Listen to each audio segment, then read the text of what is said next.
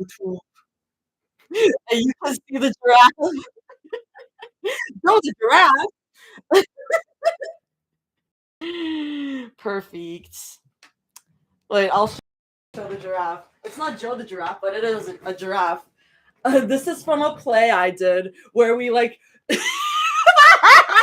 we used as some characters had to like ride on horse, so we used these. I'm looking forward to the chapter. Me too. Hello, hi. How far into the chapter? We just started. We haven't even started yet, so you're good. Hi, Sam on the YouTube. I'm gonna. I'll actually have this like this. So, like this, maybe like this. Okay, you're gonna love reading this one. I'm really excited. Should I just keep this for shits and gigs? I am so excited. Oh, this one is sweet like candy floss. I don't believe that. Can't wait for the side comment Brick's cactus is gonna throw. So we actually use these in Barbie and the Three Musketeers. And we're doing Barbie and the Three Musketeers again in May. In May, I think. So I'm excited for that one. It was really fun, and I would love to do another Barbie movie as a musical. So some me lore. Anyways, let's just get into this. Chapter 19, gyeran-mari in an open box. We totally wouldn't lie to you. Very believable. Summary. 1 box of takeout for gyeran-mari, 2 trays of godungogui and soup, an olive branch, nice, and a sunset before a new day. I totally could have made gyeran-mari for this, but I didn't, because I thought that it wouldn't come out until 10, and I was like, I don't need to prepare anything, and I didn't change my mind about that. I totally could have prepared some for this, but it's fine. If we're reading GTC, I'm going to cry. We are reading GTC. Chapter 19, baby. Finals are over. Yay! And I'm currently on vacation with my GF right now. Yeah, I am aware of this. But here's the chapter that reminds me a lot of sighing and relief. An ending to an arc and a beginning to one of my faves. That's totally not scary at all. The ending is formatted different, so I hope it doesn't give you too much trouble. It is one of my favorites so far, though. Yeah, okay. The last ending, like, author's note was that, like, this was an interesting ending, and it was one of Jaime's favorites. So. I'm just excited for my girl to be back. We're gonna cry probably. Oh yes. This chapter is hella good. Favorite ending equals pain. Hi Dane. Hi Dane. Should I just get into it? Let me take a sip of water and just get into it. Why am I the one making you cry? Blame Jaime. What the hell? Is there chapter 19 audio? I believe so. My theory is that there is. My theory is that there is. We shall see. Because the last chapter was supposed to be one long chapter, and it was split in two without Jaime initially meaning to. So my theory is that there's an audio at the end of the chapter, but we shall see. We shall see. I'll take this. Let me get comfy. Okay. It's not far-fetched to say that this is the lowest point in Mira's life. She's had a lot of highs and lows, to be fair. A lot of awards and finding her name trending because somehow people online really liked her casual look at a conference call. Plus, a lot of days where she had screaming matches with her family and walked out the door for days, weeks, or months. But this is the lowest point she's ever reached. Staring at Zoe's face. Oh shit, sorry. I thought I was gonna sneeze, sorry. Staring at Zoe's face, sleeping on a cold white bed while she's attached to machines that Mira can't make sense of, is the lowest point she has ever reached. She would have punched the heart monitor by now for its incessant beeping if she weren't so tired. She doesn't even remember the last time she slept for longer than half an hour. At least her family hasn't bothered her yet. Her notifications are flooded with likes and comments on her latest posts, and a few model friends inquiring about their next trip to a bar or restaurant. But not her family. Not her father, not her mother, and most definitely not Minho. They've gone radio silent ever since she came to California. The only exchange she's had with them was a brief phone call with her mother, who asked if she could join them on a trip to Hawaii. When her answer had been, "No, I'm dealing with something here," it was met with a disappointed hum and an offhanded comment about her needing to stop working so much. Her kind of work, she probably meant. After that, nothing else. Her fingers curl on her lap. She wants to reach out and touch Zoe, to comfort her in her sleep or to reassure herself that Zoe's heart still beats, but she doesn't. If she touched her, she would have sullied Zoe's warmth. It's not appropriate for her to hold something that she doesn't deserve. Mira hears the door behind her open. It clicks quietly shut, and she doesn't turn around to greet whoever it might be. Anyone coming in here knows not to disturb her or Zoe. The scrape of another chair pulling up next to her makes her wince. Yet she still doesn't turn around. The first thing that slips from her mouth has been a little seed she's been ruminating on for the last couple of hours, weeks, if she's being honest. "I didn't know you put the flower in my locket until we broke up." Saying it out loud feels a little bit like relief, just as much as it feels like putting thorns inside her throat. Swallowing her crown of shame doesn't feel good, but the look that Rumi is giving her is nowhere near as merciless as she thought it would be. It's not a happy look. They haven't looked happy in a long time, to the point that sometimes Mira forgets how they used to look happy. But it doesn't look like Rumi wants to yell at her again, or shout, or scream, or let her chair scrape against the polished floors to dig into her skin with another explosive argument. Rumi just drums her fingers on top of the small box that she balances on her thigh, lips pressed together as she peers into Mira's tight face like she is trying to discern the best thing to say. For once, her tendency to think things 10 times over doesn't grate on Mira. It's something that she wishes she could do too. So Mira does what she does best, and she tries to barrel through the conversation. It digs the thorns deeper into her neck. "I hated you for leaving me at that stupid restaurant on our anniversary," Mira mutters, squeezing her eyes shut as an act of mercy against the way she knows Rumi must be looking at her, and sorry for what she did. "I hated you for lying to me and making promises over and over again that you couldn't keep. You did it because you wanted to be the hero, that you wanted to feel like you could finally deserve something. I think I still despise you for that." She presses her lips together. She tries to think through what she said as best as she can through the incessant cutting of the heart rate monitor. Perhaps she despises that more than she could ever despise Rumi in this lifetime. "I despise the way you thought about our relationship, about everything," she rectifies quietly. "Not you, but all of my anger went to you like I hadn't." Rumi places a small box on Mira's lap. Mira instinctively puts her hand on its side to keep it from sliding off. It's warm against her jeans, but not so much that it burns. "Had lunch with Jinu," Rumi tells her softly, her version of saying, "It's okay.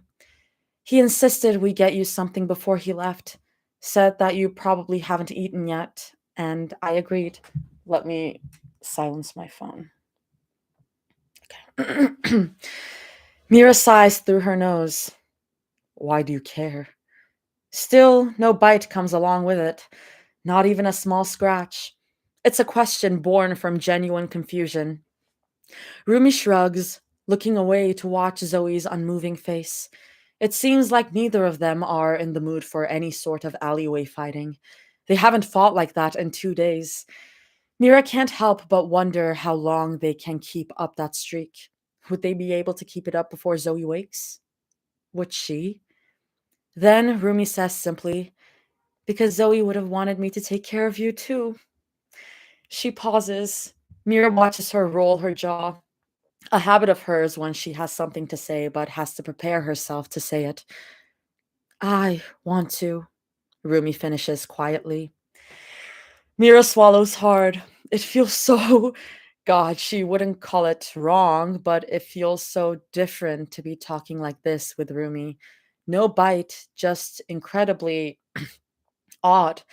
It's like riding herself on a tightrope, that plummeting feeling in her belly, but that strange sense of satisfaction when the rope goes taut and she's still left standing, standing with Rumi's fist tight on her back to right her and to keep her from falling alone. She opens the box, her favorites, lobster, beef, and rice, and mumbles her thanks under her breath. These rich people. It's easy to keep the bile down after so much practice. Wow. Okay. Oh, nice. We got communication, baby. The next part is Rumi POV. Mm, they're too cute. I can't. It's really sweet when they actually talk about their issues. Lobster just thrown casually. Say it with me, everyone. Fuck rich people. But it's somehow still sad. It's always gonna be sad because God, they missed so much time they could have had together because of the miscommunication. Wait, worms? Oh my God, KJ is here. KJ hasn't been in my streams for a while. I feel like, hi. I was warm once. Oh, help! Hi, Hardy. It's hard to keep the bile from rising fast in her throat when the announcer flips up the flap of the envelope, sucks in a deep breath, and declares, "And the winner for album of the year is Rirumi." So we're back in time and we're flashbacking. We're flashbacking. Oh, I'm gonna eat this up so good. The roar of the crowd feels like a rush. It feels a little like falling in love all over again, but she doubts she could ever recreate the feeling of falling in love, even if she tried. Oh, hey, okay. Not even if she wrote 1,000 songs about it. Not even if she won 1,000,000 awards. Falling in love with Mira was the easiest thing she had ever done. It's not hard to fall in love for the woman who could hold her and make her feel like she could fly, that she could do anything. It's only been 3 months, but Rumi is certain that they'll last forever. Yep, they're moving on lesbian time. Got it. um, she wants them to last forever. How could she lose something like this in her life? Girl. Just laughing, just laughing. Nothing matters. She loves their movie dates at her penthouse. I love lesbian time. Hi, Nix. She loves their movie dates at her penthouse. She loves being snuck into the Kung mansion like they're teenagers, waking up and wrapping her arms around Mira's waist while she makes them pancakes has always been her favorite start to the day. Loving Mira is the easiest thing in the world. There has never been any alternative for her. Everyone remember the breakup. Everyone remember the breakup conversation right now because that's what I'm remembering right now. Loving her right. Well, Rumi's still figuring that out. But they have time, don't they? Jesus Christ! Chill! Chill! Jaime, chill! And don't forget the salt to rub it in. Rub it in real nice. Jesus. And loving her while they're on top of the world together. That's just the cherry on top. Rumi won 4 dasangs a month ago, and her K drama broke streaming records on the platform. And there's her beautiful Mira. Mira with her brand deal opportunities and praise left and right for her competency within her family's company, despite her minimal efforts. Her Mira, who seems to be climbing just as high as she is. Higher means making the fall worse. She doesn't want to think about that. Falling isn't an option if they don't look down. Holy shit. So it's no surprise to her when she wins another award, one for her new album, the album she wrote about Mira with minimal help from other songwriters. And Mira is already waiting for her, arms open to catch her. Rumi runs right towards her, laughter on her lips. The way they collide has always been so fast and hard, yet Mira holds onto her so tightly that Rumi never thinks that they would fall. They're hidden backstage like this. No one can see them hugging and holding each other's faces and whispering how proud they are of each other. Sometimes Rumi wishes that she could pull back the curtain so everyone could see just how much she loves Mira. Sometimes she wishes she could grab the mic and cite Mira's love and support as the only reason she's been able to stay afloat like this. Most of the time, Rumi wishes that she could stay in Mira's arms. She's never felt as safe or as happy as she does in Mira's arms. Only Mira's. Mira kisses her hard, holds her up, beholden to the light. For once, Rumi feels invincible. It's not far-fetched to say that this is the highest point in Rumi's life. I see you. Highest point in Rumi's life, and that she'll only climb higher and higher with those eyes looking right at her. Oh God, you're just demonic.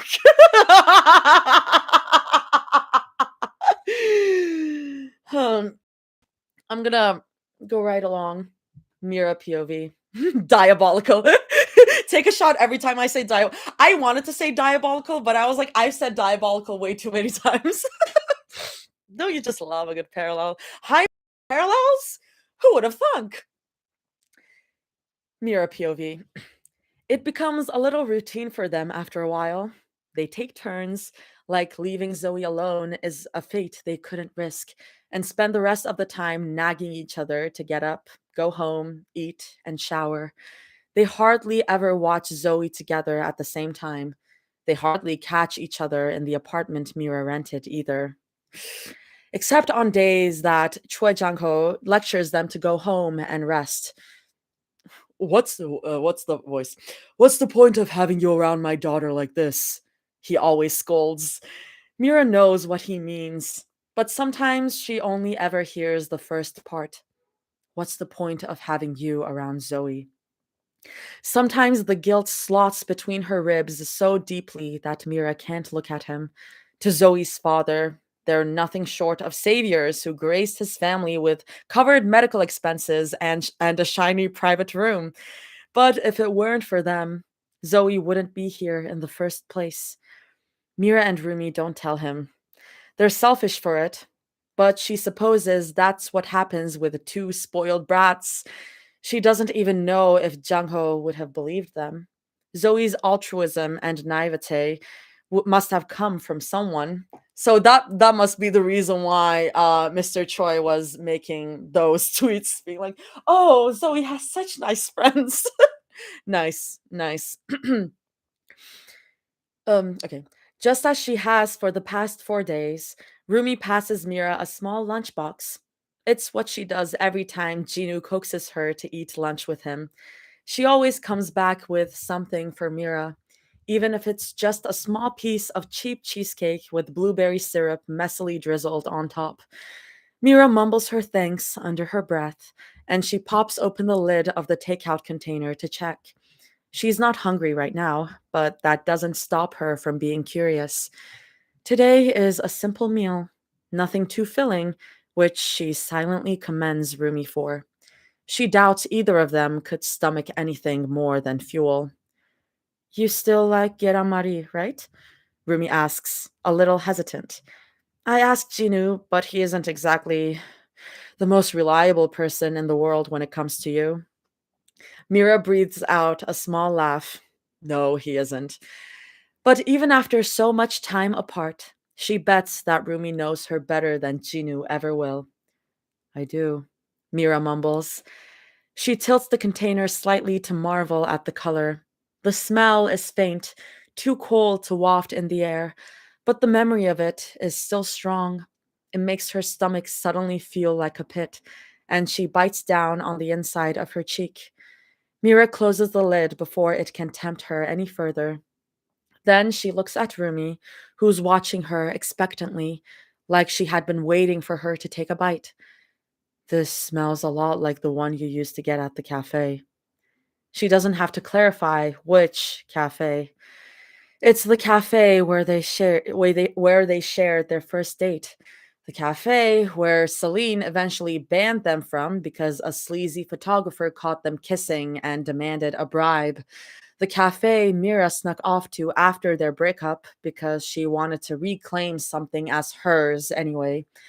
And the cafe where they had fought and screamed at each other, raw even after all those years spent cradling each other's hearts. It's all the same. Rumi presses her lips together. I know, she says. Mira can't read her tone. It's from Zoe's favorite Korean place. I'm sorry, I didn't think it would. Mira rubs her thumb over the side of the container. She shifts uncomfortably in her seat. The chairs in this hospital aren't nearly as comfortable as she'd like, but it was either this or being away from Zoe.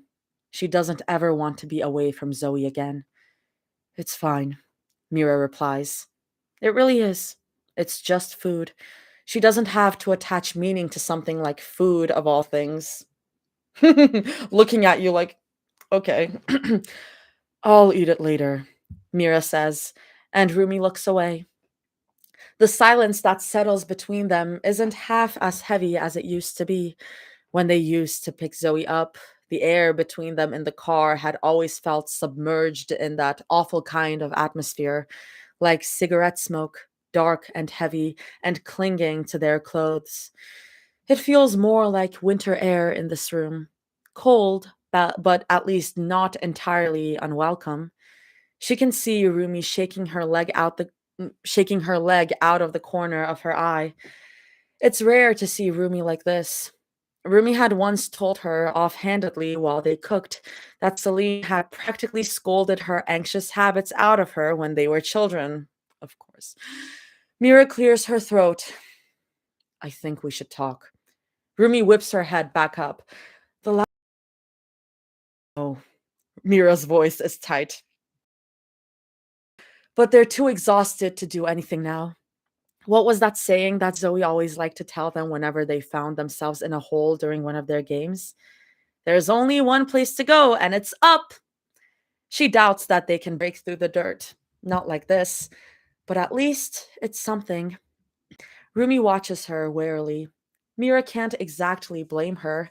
The last time they really talked, they destroyed everything that they could have ever wanted. She doesn't trust herself not to make the same mistake. The anger in her body may be smothered by exhaustion, but it's still there, and a small ember glowing in a broken hearth. What do you want to talk about? Rumi asks. That was a small ember. Whatever. She's speaking quietly, not for Mira's sake, but for Zoe's. That's how Mira sees it. That's why she's talking so softly anyway. The last thing she wants is for Zoe to hear them arguing. She has no idea if Zoe could hear them at all, but the fear is present enough that she almost asks Rumi to step out of the room with her. Instead, Mira tells her, I don't know, whatever's on our minds, I guess. There's a lot of things that they could talk about, years of them. She doesn't even know where to begin. The steady beeping of the heart rate monitor feels like a mockery. It reminds her to slow down and breathe, just as much as it aggravates her to no end. The clinical smell of the IV and the faint scent of the food that Rumi brought her make her head feel dizzy. She's uncomfortable in her own skin, and all she thinks about is the fact that she doesn't belong here. The three of them don't. Rumi watches her closely. Her hands clutch the bottom of her chair so tightly her knuckles turn white. Rumi whispers. She doesn't turn to look at Zoe, but Mira knows exactly what she's talking about from the waver in her voice. The guy my company hired, he forged his resume because he was desperate for a stupid job and he wasn't qualified. But whoa! Oh, oh, oh, oh. Listen, I feel bad for the American chauffeur, but maybe let's not forge our resumes. Mm, he makes me sad because he's homeless. Couldn't have just been a hydroplane, right?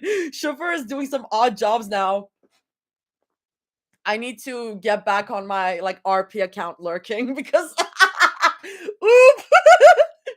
Like I know that according to the RP account lore, he's supposed to be homeless, so it makes me feel bad, but maybe let's not forge our resumes when your job,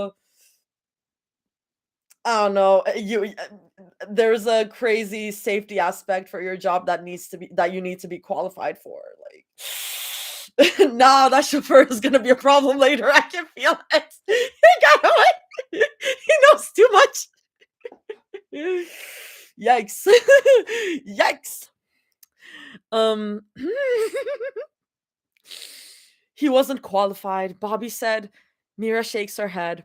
They don't have the full picture yet when it comes to Zoe's accident, and the authorities already admitted to them that it might take days, weeks, or even months if they're unlucky. Sorry. All they know is that the chauffeur didn't see another car speeding through the intersection, that the rain made it hard to see, and that Zoe was lucky to be breathing. Because while Rumi's American chauffeur had come out of it with nothing more than a bruise to show for it, the passengers in the other car weren't so lucky. Oh, damn! Damn! Not this becoming a whole fucking conspiracy. Okay. The investigation is still ongoing, the police officer had said to them. We can't determine fault at this time. Sometimes Mira wishes they could just turn the blame on them and have it be over with. Mira's mouth feels dry, but she still croaks out, your security team is the reason she's still alive. They took her here as soon as she doesn't need to finish. They both know how it ends, with them sitting right where they are. Rumi visibly swallows. She finally turns her head to look at Zoe. It's still my fault, she says, so quietly that Mira can barely hear her over the beeping. Just like our relationship was my fault. Mira kicks her gently. Don't say that, she says, her voice weak. She wants to say more, probably something reassuring, but what could she say? Don't say that. It was our fault. Don't say that because this was both our fault and it's not like we had the proper tools to fix it.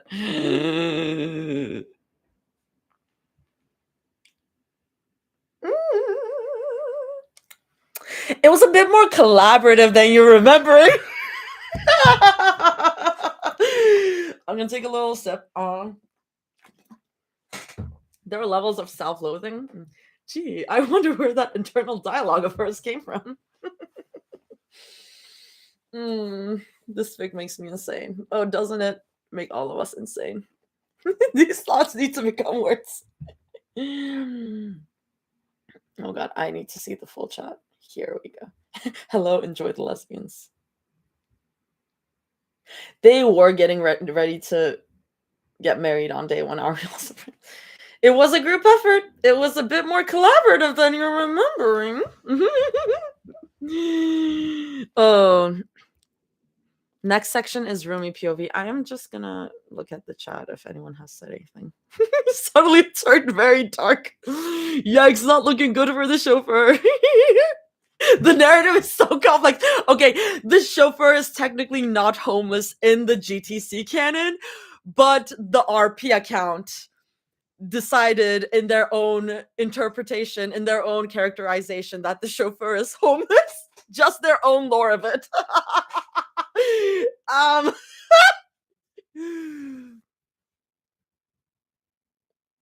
it's all my fault. Where have I heard that before? Rumi POV. Hiding the relationship felt like a novelty at first. No fault of theirs, none at all. It was a risk they indulged in as a thrill.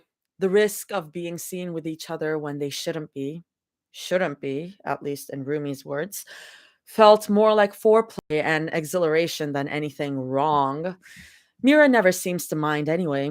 She never seems to mind whenever she gets to see Rumi backstage, hidden away at all of her award shows as long as she gets to kiss her.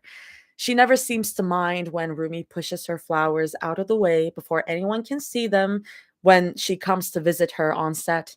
She never says anything when Rumi ducks her head away from her lips when she tries to kiss her at the airport. At the airport, Rumi always feels like an asshole for it. But Mira always kisses her afterwards or calls her when they're apart. And she always says, voice as steady as her love, "It's okay. As long as I get a part of you, I don't care." Rumi mourns sometimes anyway. How could you think that?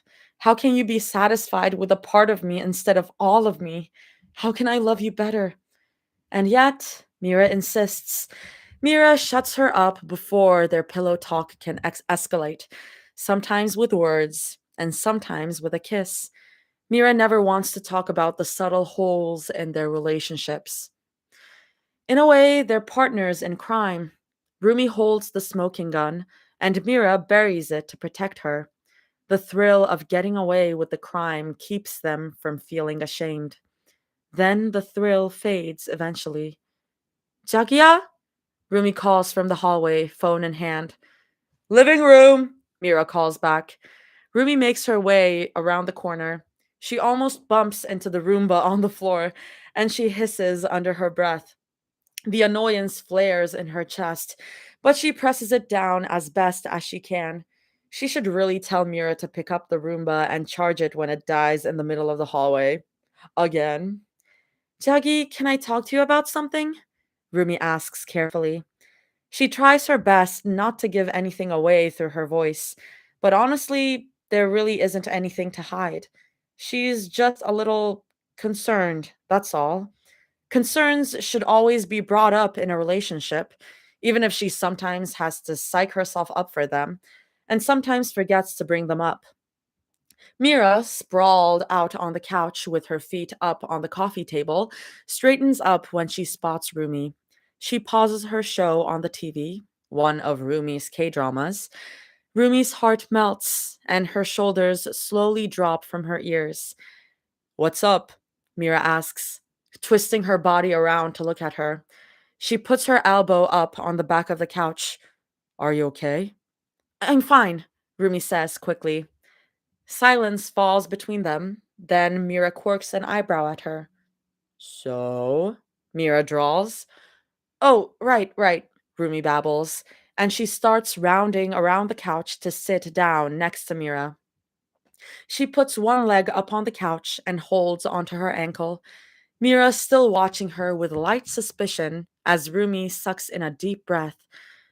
I mean, this really isn't that big of a deal, Rumi starts, forcing out a small laugh.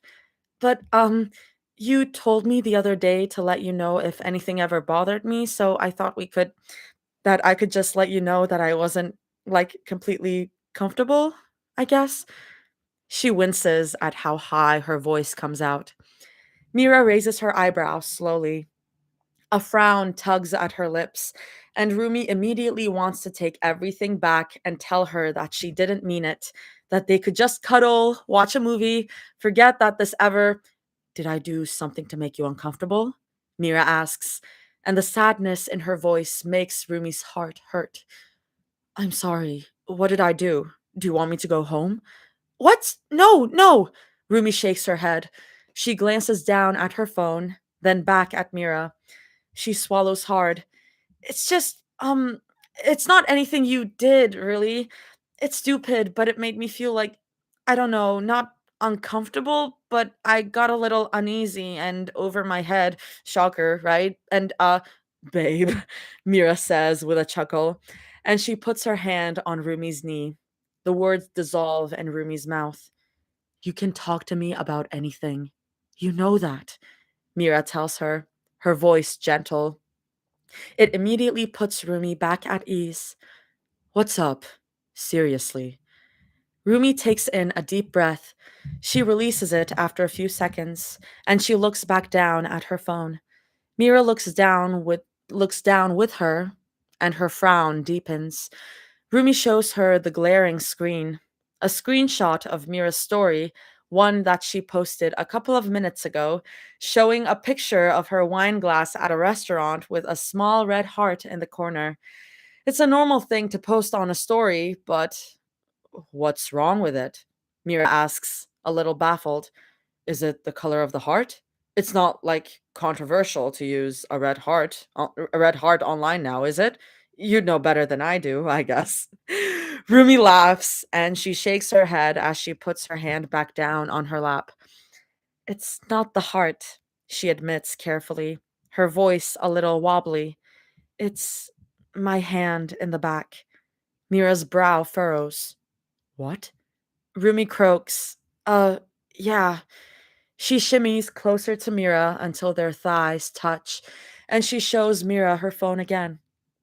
This time, she points to the corner of the screenshot, at her manicured hand on on the other side of the table. It's a little blurry, but anyone could make out that it was a hand and that Kang Mira was having dinner and wine with someone special. Yeah, Mira says slowly, glancing up at her over her glasses. It's your hand, but to everyone else, it's a hand. Like, wow, surprise. I had dinner with someone who happens to have a hand. What about it?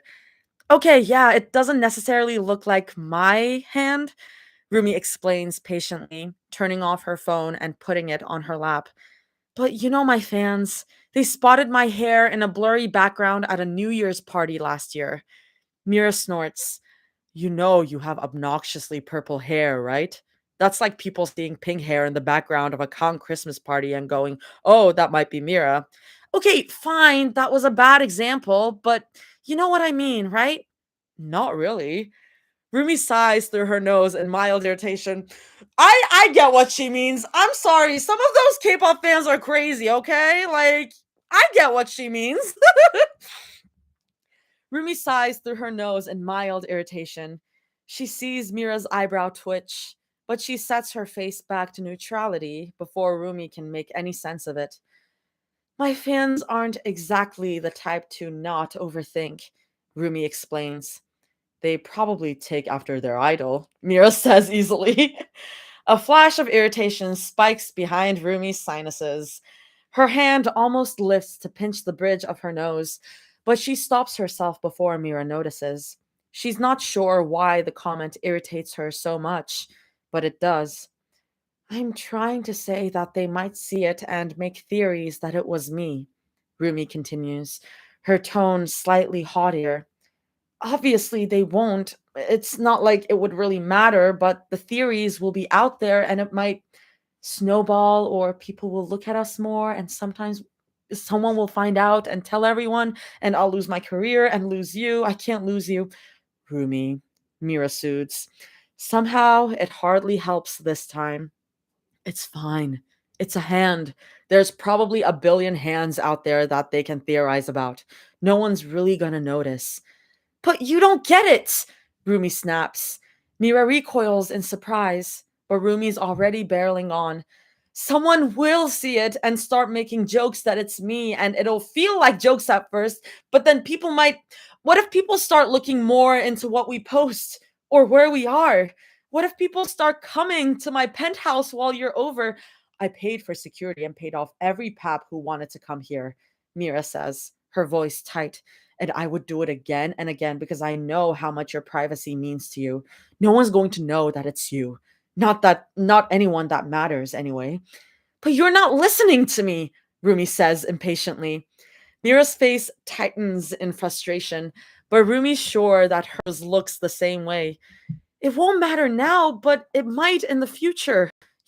There's a chance you'll do it again, or you think I'd do it again? Mira asks. Her voice is high with disbelief. You think I'm not careful? I'm not saying that, Rumi growls. I'm just saying that you tend to, I don't know, not care about your feelings, she guesses with a light roll of her eyes. Rumi, I triple check everything I ever post online for you. Trust me, no one will care. You don't know that for sure, Rumi bites, her voice hard. You don't know that either, Mira bites back. This is such a well written, like, snowballing conversation. It's so good. Rumi throws her hands up in frustration. I'm just trying to cover all of our bases, you know? Obviously, it isn't a big deal. I know that, but I'm just saying that if you know it isn't a big deal, why are you making that face? What? When you're annoyed, your face does this, Mira demonstrates by comically tightening her face in a way that Rumi would never do. It feels like mockery, and Rumi's nose flares when you feel like something's bigger than it is. Rumi exhales sharply through her nose. Why are you acting like I'm paranoid? Aren't you being paranoid? If I were literally anyone else, yes, but I know, you're Rumi and that you need to be careful under the spotlight, blah, blah. You are being careful. It's just a stupid hand, Gonju. Everyone has hands, mostly. Yeah, but there are hundreds of pictures of my hands that people can compare it to. Really, really easily, actually. Okay, again, I just think you're blowing this way out of proportion. Exasperated, Rumi shakes her head. You don't know what it's like having strangers nitpick every freeze frame of your life. And now that you're here, I just don't want you to. She makes a frustrated noise in the back of her throat. Mira snorts. You don't think that I've ever had that happen to me? She sounds a little hurt underneath all of her sarcasm, and Rumi winces with shame. No, no, I didn't mean it like that. I just meant there would be more of it, and then our relationship might be like, you know, out in the open, Mira guesses, chin raised in defiance, like people might know you're with someone like me. Rumi frowns. What does that mean? Why does Mira make it sound like being with her is a bad thing? That was never what she meant. Being with Mira is the most wonderful thing that's ever happened to her. That's not what I said. Groans quickly, knocking the back of her head against the couch. No, it's not. I'm just worried about what might happen. Her chest feels tight. Obviously, it makes me sound paranoid, but I'd rather have something happen to us, to you. Okay. Okay. Mira fishes her phone out of her pocket. Rumi doesn't breathe as Mira opens the app, taps on her profile, taps on her story, then hits the red trash icon. She doesn't exhale until she sees her reload and flash with the notification that it had been successfully deleted. Mira slams her phone face down on her thigh. There, see? All good, right? Rumi swallows. Right, she mumbles. Then she clears her throat and she tries again with more gusto. Right. Sorry, I didn't mean to sound like I wanted to control what you posted. I was worried. I know. Mira finishes for her, a little quickly. She swallows. That was my bad. I should have asked you first before I posted it. I'm sorry. To Mira's side, laying her cheek against Mira's shoulder as Mira wraps her arms around her. Her heart is still pounding hard in her chest, the result of fighting with someone she never wants to fight with. But she can feel it slow with her shallow breaths. I love you, Rumi mumbles against her sleeve. I'm sorry we fought. Mira to the top of her head. The closest thing to another apology that they could get to. And yet, it feels like bitter vindication. We didn't fight, Mira says simply. Rumi opens her mouth to argue, but decides it wouldn't be worth it. It was just a small understanding, that's all. Their crisis is averted, and there's no reason for her to panic about it again. They dodged a bullet and stepped away from oncoming traffic. This won't happen again. They know better than that. You keep saying that. Okay, water. Oh god. I need to have something to eat. But I don't really have anything that I can snack on. But oh well. Oh my god, Kate stepped away from oncoming traffic. Oh, okay. No, like yeah, whatever. Whatever. Who gaff? Nothing matters. I'm gonna girl, come down here. Thank you. Okay. They in fact do not know better.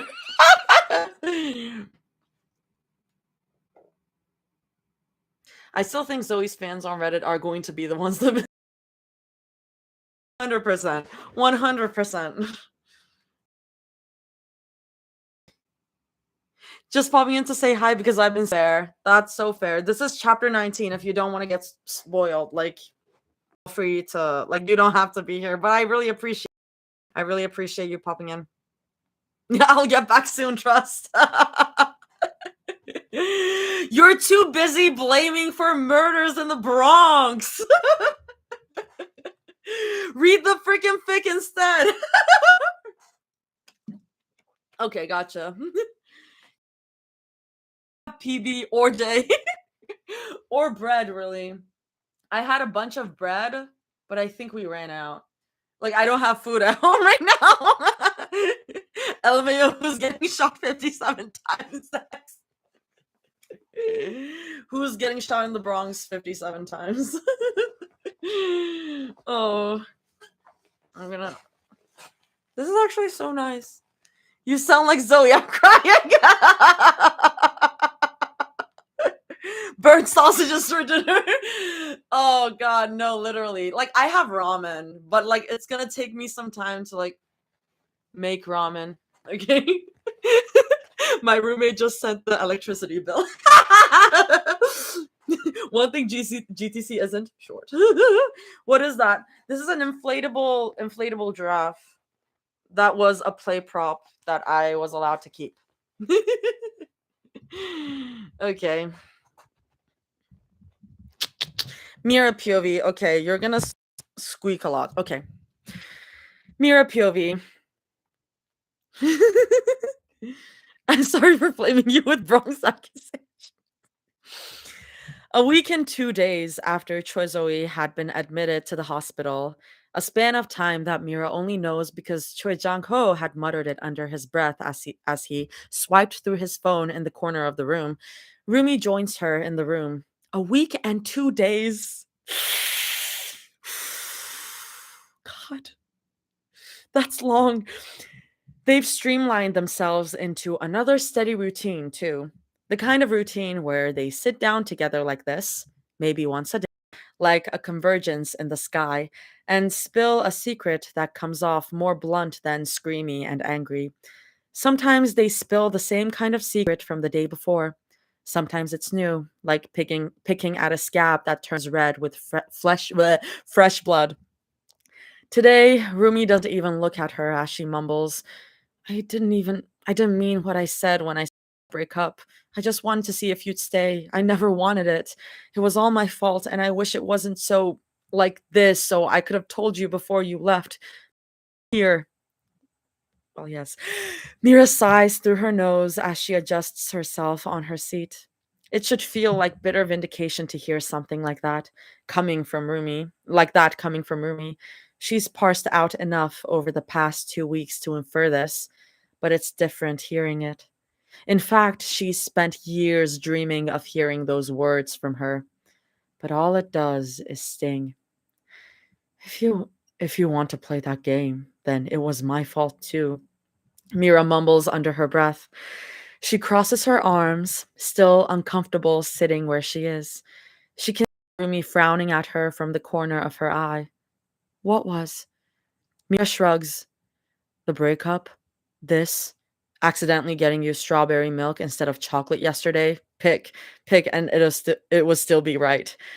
Rumi chuckles dryly under her breath in lieu of a response, so Mira barrels on. This is so sweet.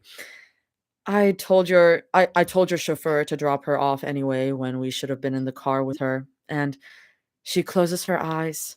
She doesn't want to see the look on Rumi's face. I kept pushing you away. I kept arguing with you instead of trying to, I don't know, mend things, fix things. Rumi doesn't say anything. Mira opens her eyes, but she doesn't look over. She really doesn't want to look at Rumi right now, not because she'll get angry, but because she knows she'll just end up crying. She's too exhausted to cry again. Mira draws in a shaky breath. I can spend the rest of my life hating you and blaming you for what you did and what we did now. But the truth is that it's always been both of our faults. We always take the easy way out when it comes to our problems, don't we? She laughs mirthlessly. So many fucking excuses. Do you remember how much I hated Celine for how busy she made you for a career you only put half of your heart into? How much you hated my family because I used them as an excuse for why I couldn't just move in with you? Do you remember all the times we fought and made up because we thought we found someone else to blame? Mira had always treated their problems like Rumi had a gun to her forehead, and Rumi had always treated it like it was under her chin. They only ever kissed and made up when they could point it over at someone else, someone outside of their control, someone that they could blame apart from themselves. So easy to close off, place the blame outside. Sorry. It was always easier to pretend that their problems were impossible to solve because of someone else's doing, that their problems weren't partly or wholly because they refused to acknowledge their flaws. What good is that going to do now? Mira asks, nearly begs. When has that ever been good for us? Rumi reaches towards her neck, then drops her hand back to her side again. A force of habit, perhaps. Mira has done that a couple of times already. I should have been more patient with you, Mira mumbles. Her nails dig into her skin, and it feels like temporary relief. The exhaustion from the past few days has made her loose-lipped. I resented you so much for not putting me first that I didn't realize you hated it as much as I did. I'm sorry. Rumi sets her jaw. She's still looking at Zoe. I don't think you need to say that to me, Rumi says softly. She shifts. I mean, yeah, you were an asshole to me these past few months. Mira barks out a hoarse laugh. But I deserved it. You and I both know that. I shouldn't have forgotten. I should have been there. I should have stood up for you more. For our relationship goes unsaid. Mira drawls sarcastically. Well, no point in crying over it now. Crying over it now. She's cried enough. I'm sorry, Rumi says. It makes Mira's breath hitch, and she freezes when Rumi finally looks over at her. I'm really sorry. I know it's not I know it's something I should have said to you a long time ago, but I really am sorry. I don't think I can. Her voice breaks, and Mira has to close her eyes.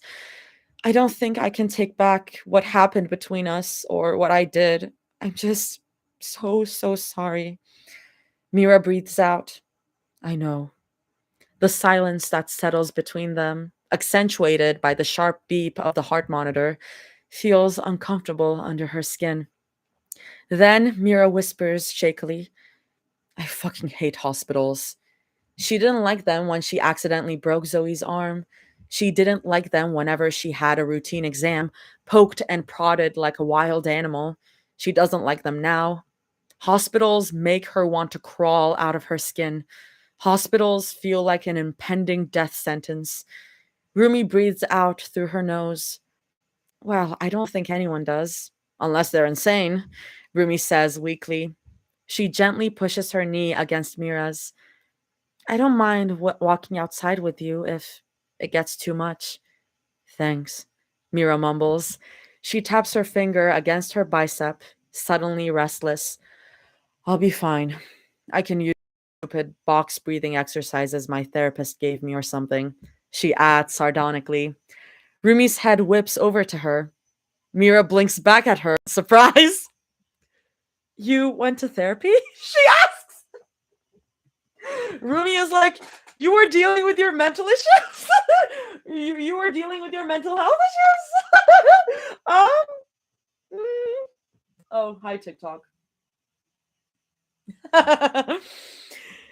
You went to therapy? She asks. Mira doesn't understand the pain.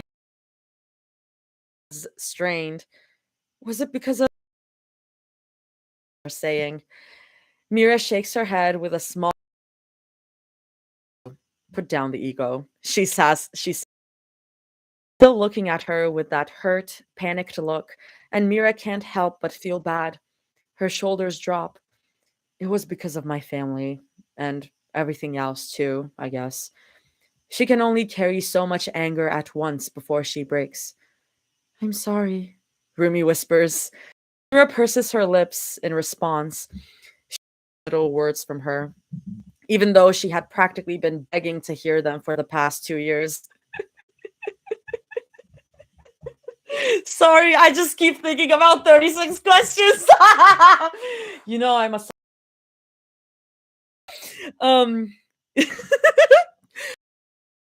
She says simply. She rolls her eyes. It's not like it even helped me. I was too paranoid to open up like that. Perks of having powerful as hers, she supposes. She can't trust anyone but herself.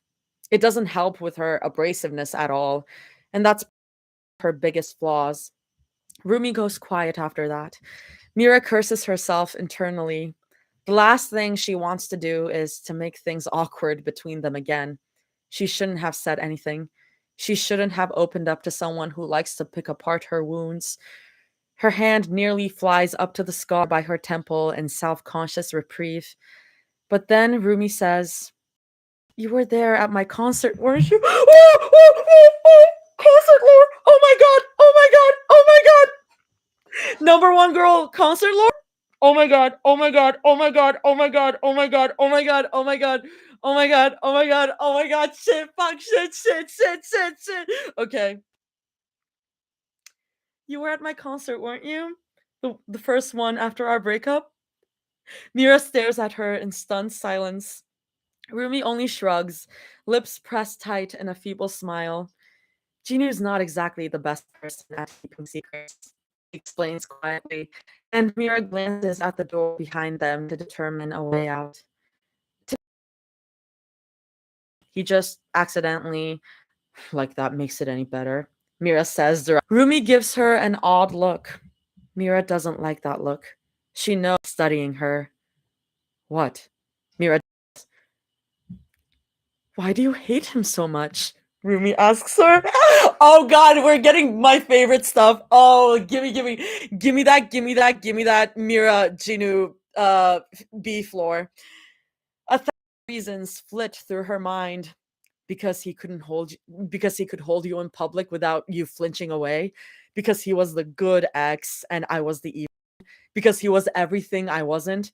Because he had Celine's approval and I didn't. Because he was allowed to have more of you than I ever could. Because I was jealous. Because he... Rumi POV. I was gonna take a break, but we're gonna keep going.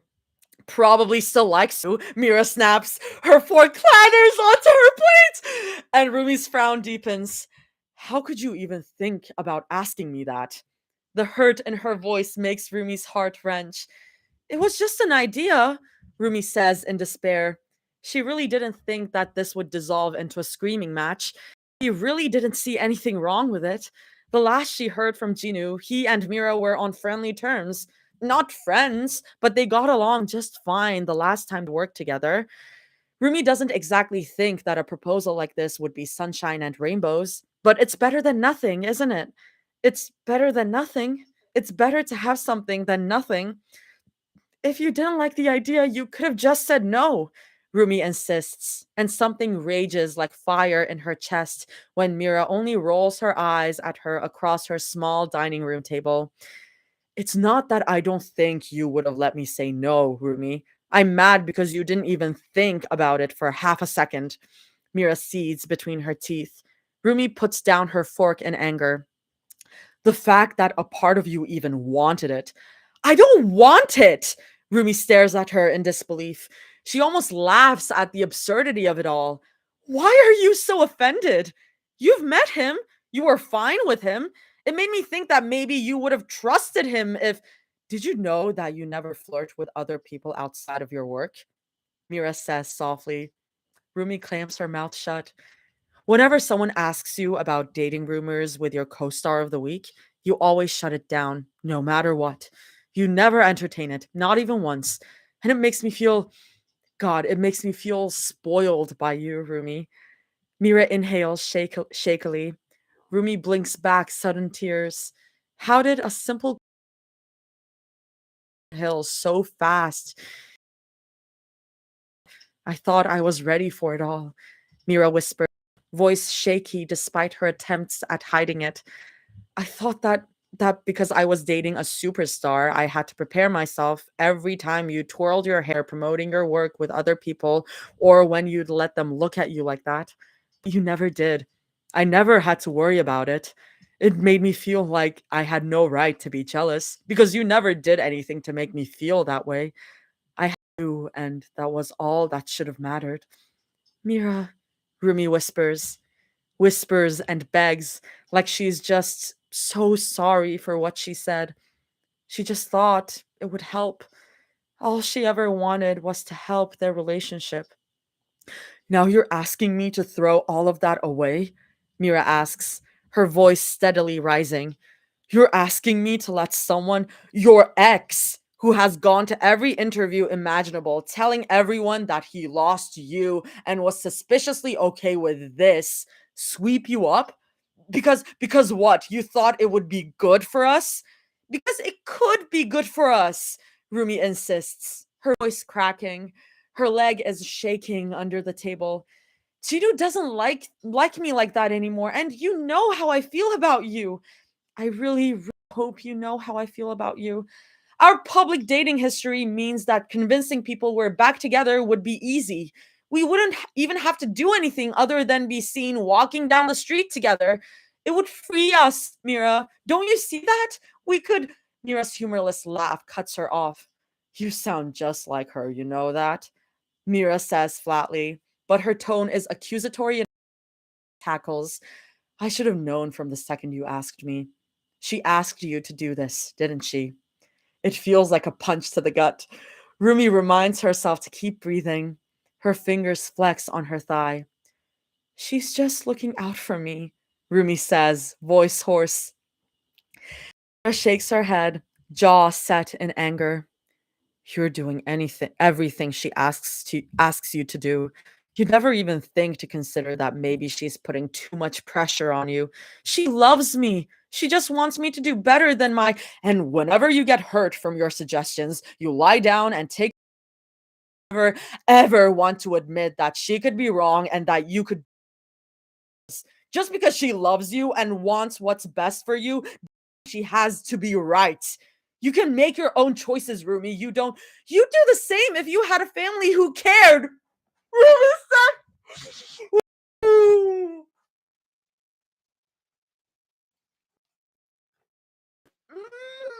that's rough.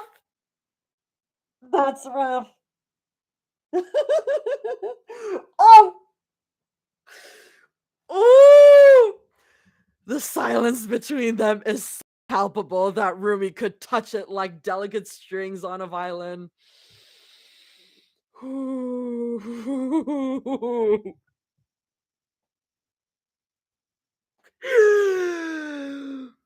She hears Mira inhale hard. The look on her face makes Rumi want to sob and fall to her knees and beg for forgiveness. My family doesn't hover like yours does, but Mira spits. Rumi flinches at the sharp.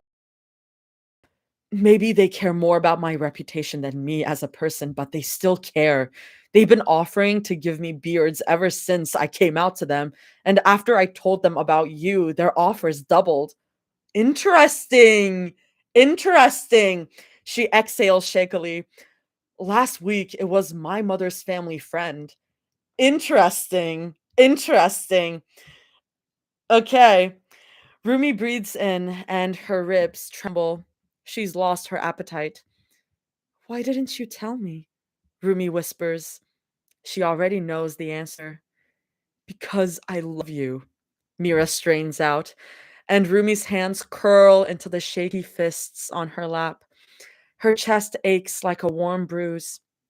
Because I can't imagine pretending to look at someone the way I look at you, Rumi. Please don't ask me to. Her voice breaks, but Rumi already knows what she wants to say. Don't ask me to do something that might make me lose you. Don't ask me to be selfless. Rumi blinks back her tears. Quietly and reverently, she reaches across the table to place her warm hand on top of Mira's. Mira sniffles, then slides her hand away. Rumi bites back the heartache. I'm going to bed, Mira says quietly. I'm sorry, Rumi blurts out. She could say 1,000 sorries and it wouldn't be enough. I'm so sorry. I'll never ask you something like that again. It's fine, she replies. Her chair scrapes against the floor, but Rumi hardly flinches. I think I just want some time alone. That strikes her chest hard like a jab to the rib. Is that what you really want? She wants to ask. Or are you just assuming that it's what we need? Again, she's not a stranger to Mira's silent treatment, or vice versa. She knows that Mira hates their silence as much as she does, but it's punishment that they always have to run away for a while to be able. Can't they ever do this together? And she hates even more that this is their first big fight, and Mira will probably withdraw a little longer. It's her fault. Everything has always been her fault. I'm gonna take a sip, but I can already see the next sentence because Jaime is Jaime. Jaime will do Jaime.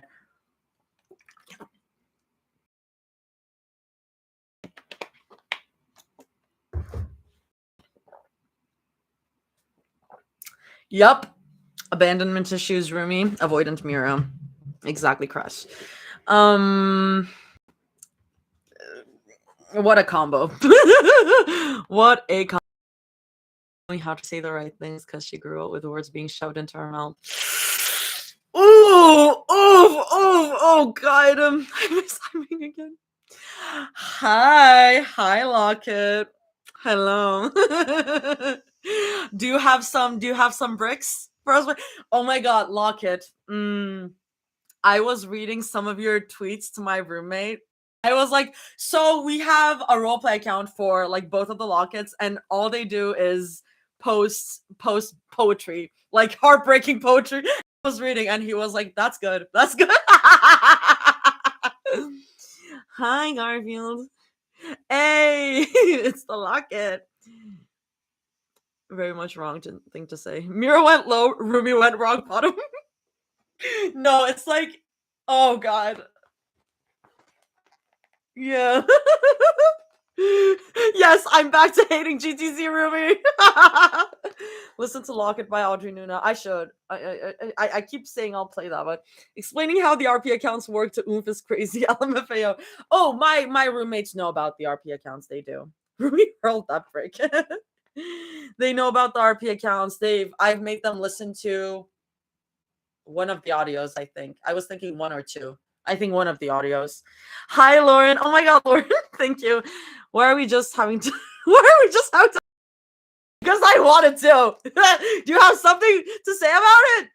This is the first chapter I've been able to listen to in forever. I miss this. Oh, thanks, Dane. I always appreciate you. I know you have shit to do too. It's the emotional support horse. Instead of Joe, this is my Joe. This is my Joe, okay? I was gonna go and take you with me to make ramen, but I longer and maybe when we're at the halfway mark. Maybe if when we get Zoe mention again, we'll make the Zoe ramen. Life has been insane. We need to catch up. Yeah, yeah. Rumi was already catching it up strays as is LMAO. She doesn't need more. No, like literally. Oh my god. Leave my girl alone.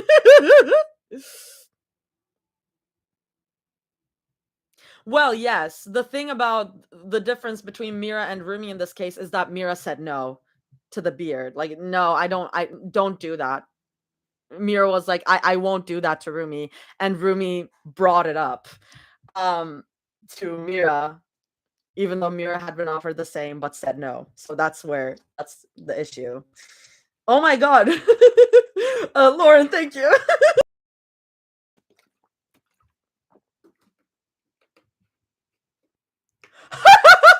Sam, just got a warning that I might be banned from commenting on TikTok for saying F you to Celine. Yeah, TikTok censorship pisses me off, but what you gonna do? Okay, let's keep going. Mira POV, teehee teehee. Is it really her fault for feeling the way that she does? Her fault for feeling all the big things she does?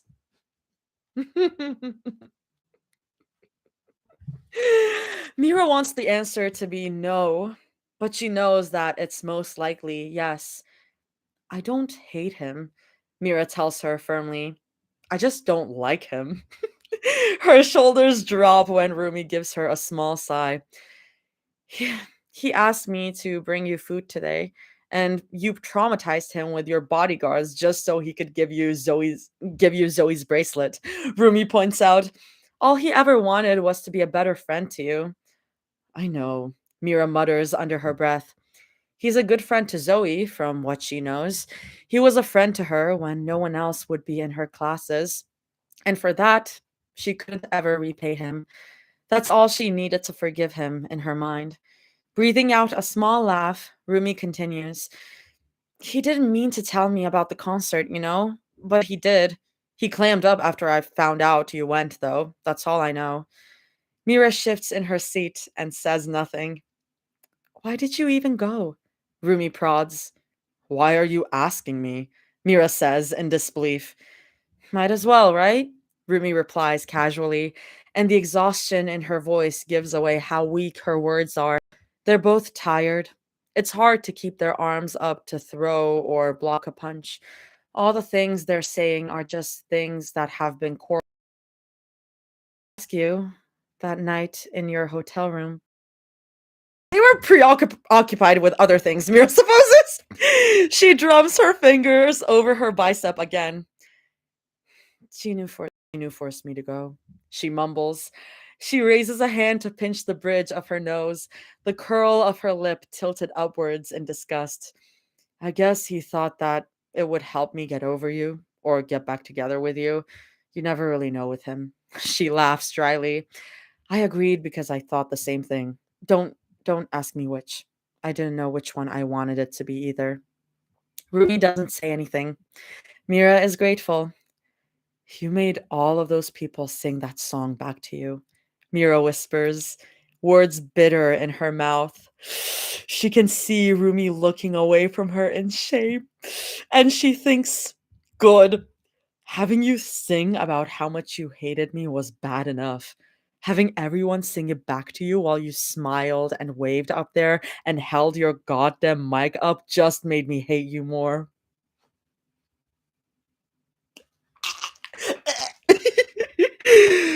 Rumi's mouth parts slowly.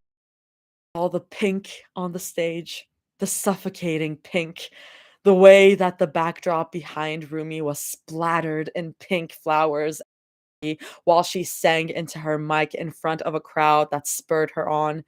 A crowd that would always see Rumi as someone too perfect to be at fault.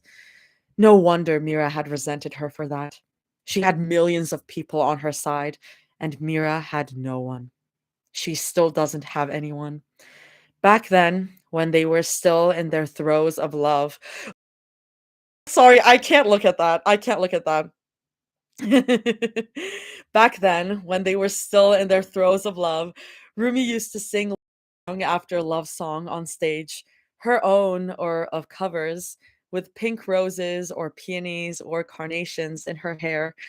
Once she had threaded baby's breath through her side braid. Thick, aren't we? Laying it on thick, aren't we? It always felt so good to watch her twirl around on stage in front of them, singing about how in love she was and how she was so into someone around them would never know. It was always such a thrill and a privilege to hold close.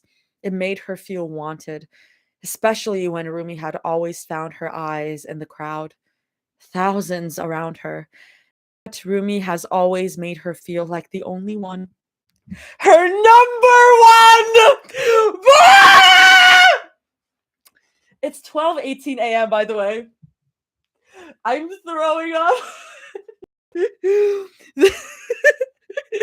Insert Jaime's tweet about "You're my number one girl." That one Bible. Then Rumi asks, "Is that what you think?"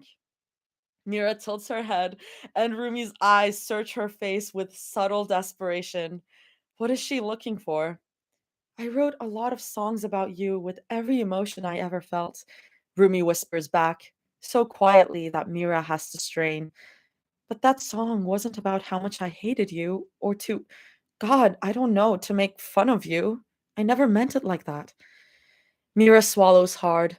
It hurts to swallow back like that, just as much as it hurts repressing all of the anger that she felt that day, or for every day that she spent waking up alone in her bed, honestly. How did you mean it then?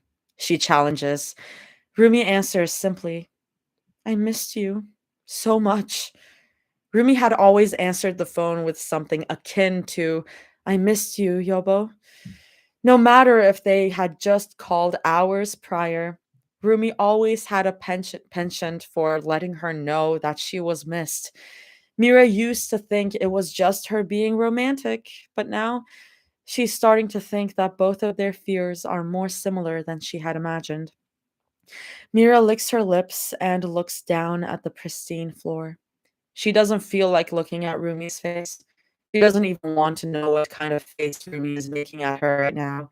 She won't give her the satisfaction of had been something she'd been dreaming of for as long as she can remember.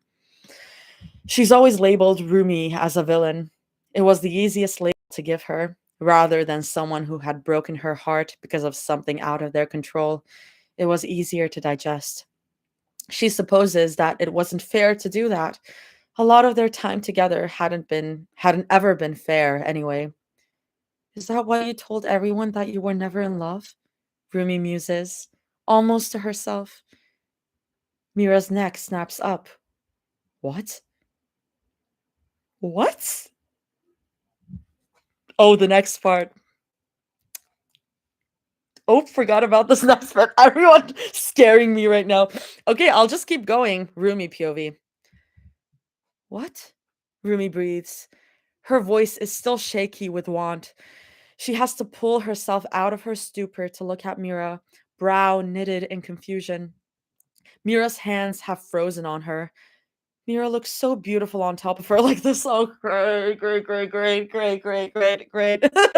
Mira looks so beautiful on top of her like this. Face flushed pink and lips kiss swollen. Her hair, usually so perfect under spotlights and in pictures, is mussed. She is imperfectly beautiful, and Rumi leans upwards to kiss her again. But then Mira mumbles, their lips grazing softly together. I don't. Rumi tilts her head. She doesn't say anything, but she watches Mira's face.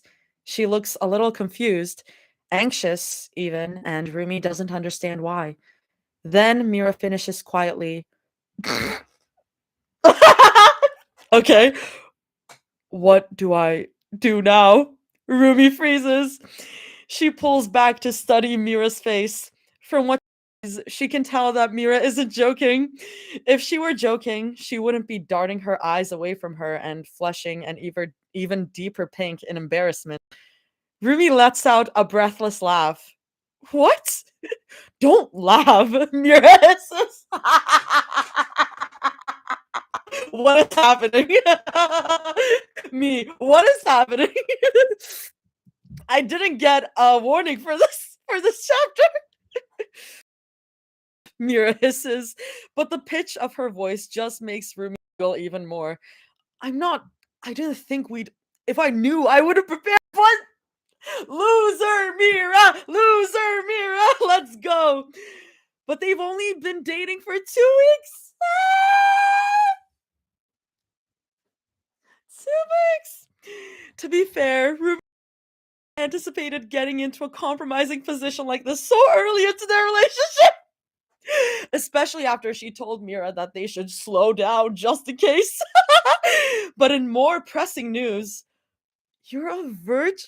Rumi begins to ask, don't call me that. Mira says quickly. Rumi giggles under her breath, and Mira pouts at her. She pecks Mira's lips just because she can. I don't care, Rumi says breezily, but Mira's still pouting at her like she committed a cardinal sin. And Rumi rubs Mira's tricep to soothe her as best as she can. I'm serious. It's not a big deal. It's actually kind of hot. Now it's Mira's turn to laugh incredulously. Sorry, what? It's hot, Rumi insists, but her face is growing warm. Just, it means I'm taking someone's virginity. Mira muses, her tone splattered with giggles. Rumi smacks the back of her arm, and Mira only laughs some more. You said not to call it that. I said you can't call it that. Mira drawls. Her eyes aren't wary anymore. They're shining with joy, and that's all Rumi was hoping for. But I'll be keeping the fact that you have a corruption kink under lock and key. Rumi makes a noise in the back of her throat. I do not have a. What would you call it then? Rumi snatches her wrist. She's corruption kink is killing me. Kick! Oh my god. Oh my god. Corruption kick.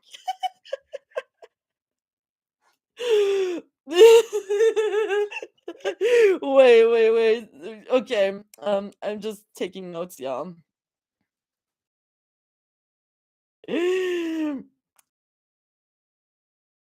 Breathes out hard and lets Mira's hand of her panties. Can you just fuck me already? Rumi whines quietly.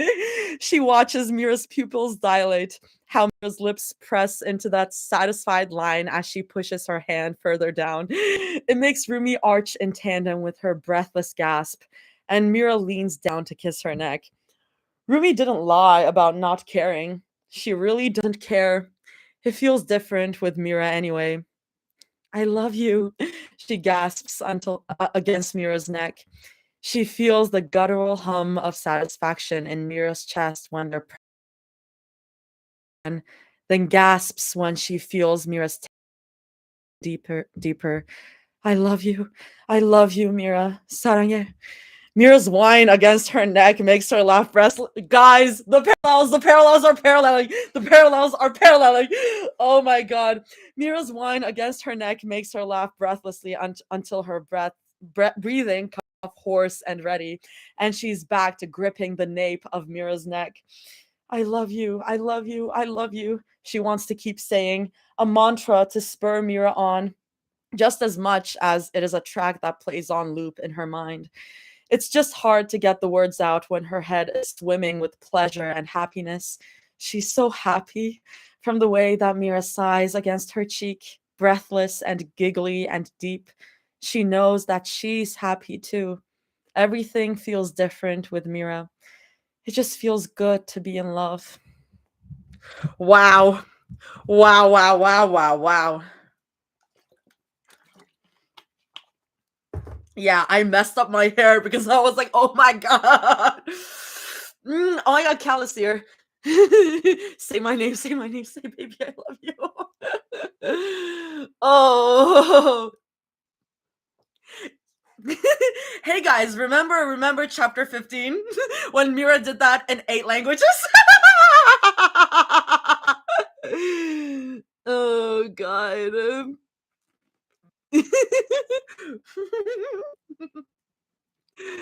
How young Davies over the internet looks like to me. What? RIP Artie's TikTok. Well, what did Cal write? What did Cal write? What are you guys saying? TikTok didn't say anything. Teehee. Cal, what did you just know that my cousin put it in there for me?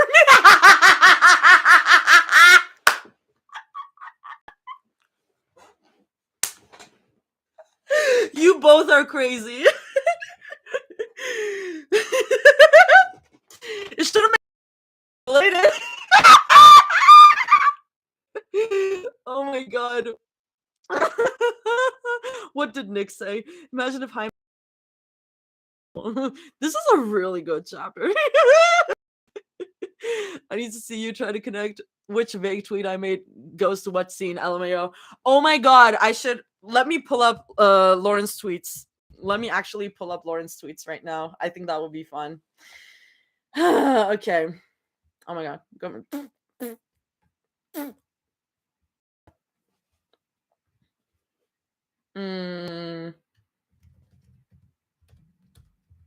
It's also giving me a little breaky break. Y'all is just dropping the most out of context next time. See what it is. Hello. Wait, you brought it up. Took the shorter amount of time to say I love you than Zoe is like. Please. No, wait. It's been 1 week and 2 days, Cactus. It's been 1 week and 2 days. It's been 2 weeks for them. It's been already. Except my friend Discord. I have a gift for you after you finish reading. Say less. Say less. Say less. Accepted. Okay, let me. Okay, going to Lauren's tweets. Oh. Yeah, I see that. Yeah. Very interesting number. But we definitely. What the fuck? Oh, let's not say that, please. We definitely did that. The match cuts can be anything because I believe the match cuts will keep going. I just want to be. Okay, cool. I'll have that open there. I'll have that over there. Open this after you finish reading. Okay. Oh, and you can't show it on stream. I'm gonna post it soon. Okay. Okay. The next part is Mira POV. Cal scares me. Cal, when I catch you. Crazy how Rumi can say what she wants in bed, not in the relationship. Oh. I mean, likely thing. Yeah, ominous. Artie, we've known each other for 4 months. That's crazy.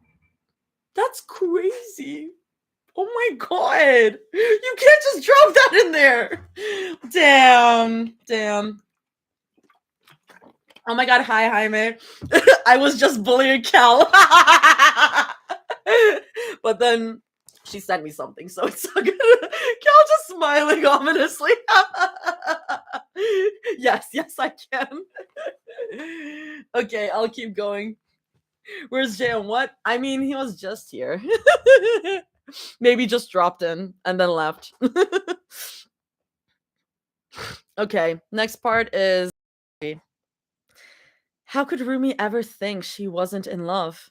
How could anyone have ever thought that of her? Oh, it felt good to be in love, even though it's been quite a while since she had. Rumi gives her an odd look.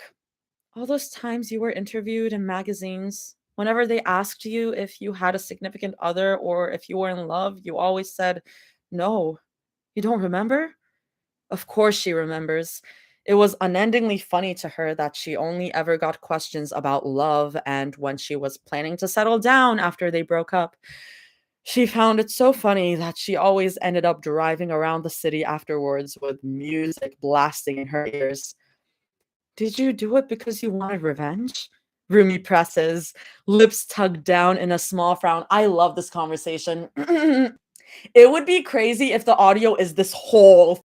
That'd be crazy, actually. But I don't know. I'm just saying stuff. All those times you were interviewed in magazines. Oh, I read that. I read that. She doesn't seem angry per se, just sad. Mira hesitates. Then she shakes her head. I think I thought I did. I think I thought I did. And doing that a lot, lowering their voices when they want someone like Zoe to hear. I was so angry with you that I thought it would make me feel better to think that you'd see it and get just as angry with me, but I think I was just trying to protect you. Protect me? Rumi echoes. Hugs. You were scared about people finding out about us. You made me promise not to tell anyone, so I didn't. It hurt to pretend that she was never in love. She was so in love that she practically drowned in it. She hated not telling people that she was in love, but she loved Rumi enough that she'd make any sacrifice for her. She knows had done the same. They just never thought it was easier to notice the ugly flaws. Down to the floor. She doesn't say anything else. Mira doesn't know what she could say. They have 1,000 things left to say, but they need to take things one step at a time. Being vulnerable is already scary as it is. Then Rumi says, louder, like she doesn't care who. When I couldn't get out of the shadows of the world, you make me feel like I could stay up there. Oh my god. Oh, I just melted. I just melted. Mira closes her eyes. She could have gone her entire life without hearing those words. Oh, just punch me. They're so gay. I love them. I think Jaime missed already reading the spicy scene, which is a shame. um I was always here. I was always watching it. Peter, the horse is here. These lesbians. I'll just keep going since that was short. POV. She could have gone her entire life without hearing those words. They like to bicker. That's always been their thing, especially as nearly a year together means that the honeymoon phase has more than likely passed, and it's left them in a kind of limbo that Rumi really, really. It's become too real for them, she thinks. The first few months had been so steeped in joy and sweet fun, all because they had assumed that there would be no end to it, that that they didn't have to worry about keys to giant mansions or aligning schedules so they could see each other during busy weekends. If she's being completely honest, Rumi had thought that Mira would leave her by the third month. Maybe Mira would have seen how painfully boring of a person she is when she realized that Rumi likes to color code her socks and underwear, or when she found out that Rumi prefers awfully camp highly regarded auteurs. But Mira had always said her tendency to order things by color endeared her. Mira always her taste in film and music made her laugh. Not that she was more than happy to indulge her because she liked it just as much. And that she was more than happy to indulge her. Perhaps Mira would have realized someone to be with for the long haul. Rumi knows the fact that she wouldn't stick around with herself if she had the choice. The self-loathing. She's just too boring, too plain, too orderly for someone as beautifully chaotic as Mira. And yet, Mira had stayed. After every bicker about what to eat for dinner or the painful arguments, Mira had stayed. Rumi wishes she had. For now, all she knows is that Mira over and over to stay. This has become real to them, and Rumi is fucking terrified. And even something petty again, something that Rumi had no more often when they see each other less during the week. Well, wouldn't even be here if you weren't. So, what was it that she called her? Tiring, irritating, annoying, to like that? Rumi doesn't even remember the wording. She doesn't have to. The way Mira had spit it out between her gritted teeth, it had cut her deep, straight to the jugular, squeezed her eyes shut to keep herself from crying again that night. She presses her knees farther into her chest, curling into a small ball like she used to when she was a child with nightmares, and her fist tightens in her warm blanket. She scrolls through her phone with her other hand. The top of her phone screen tells her it's almost 2 in the morning. She'll have to get up in 3 hours to prepare for her day. Bobby had said something about filming for the music video for her new love song, her directorial debut, a music video that she used on her first date with Mira. Their cinematographer had gravitated towards greens and blues. Teals, he exclaimed, for the colors of the set. Oh, yeah. Rumi knows that she should just turn off her phone and go to bed. It's the rational decision. What did Cal say again? What did Cal? GTA last canon, what do you mean? What happened? All I do is be nice and I get shot in return? What's happening? Chat, which fanfic is this? Wait, that was Jaime. What? Anyway, I'll keep going. The rundown later. Rumi knows that she should just turn off her phone and go to bed. They're being mean to me. It's the rational decision. Neither. I'm sorry. I'm just watching.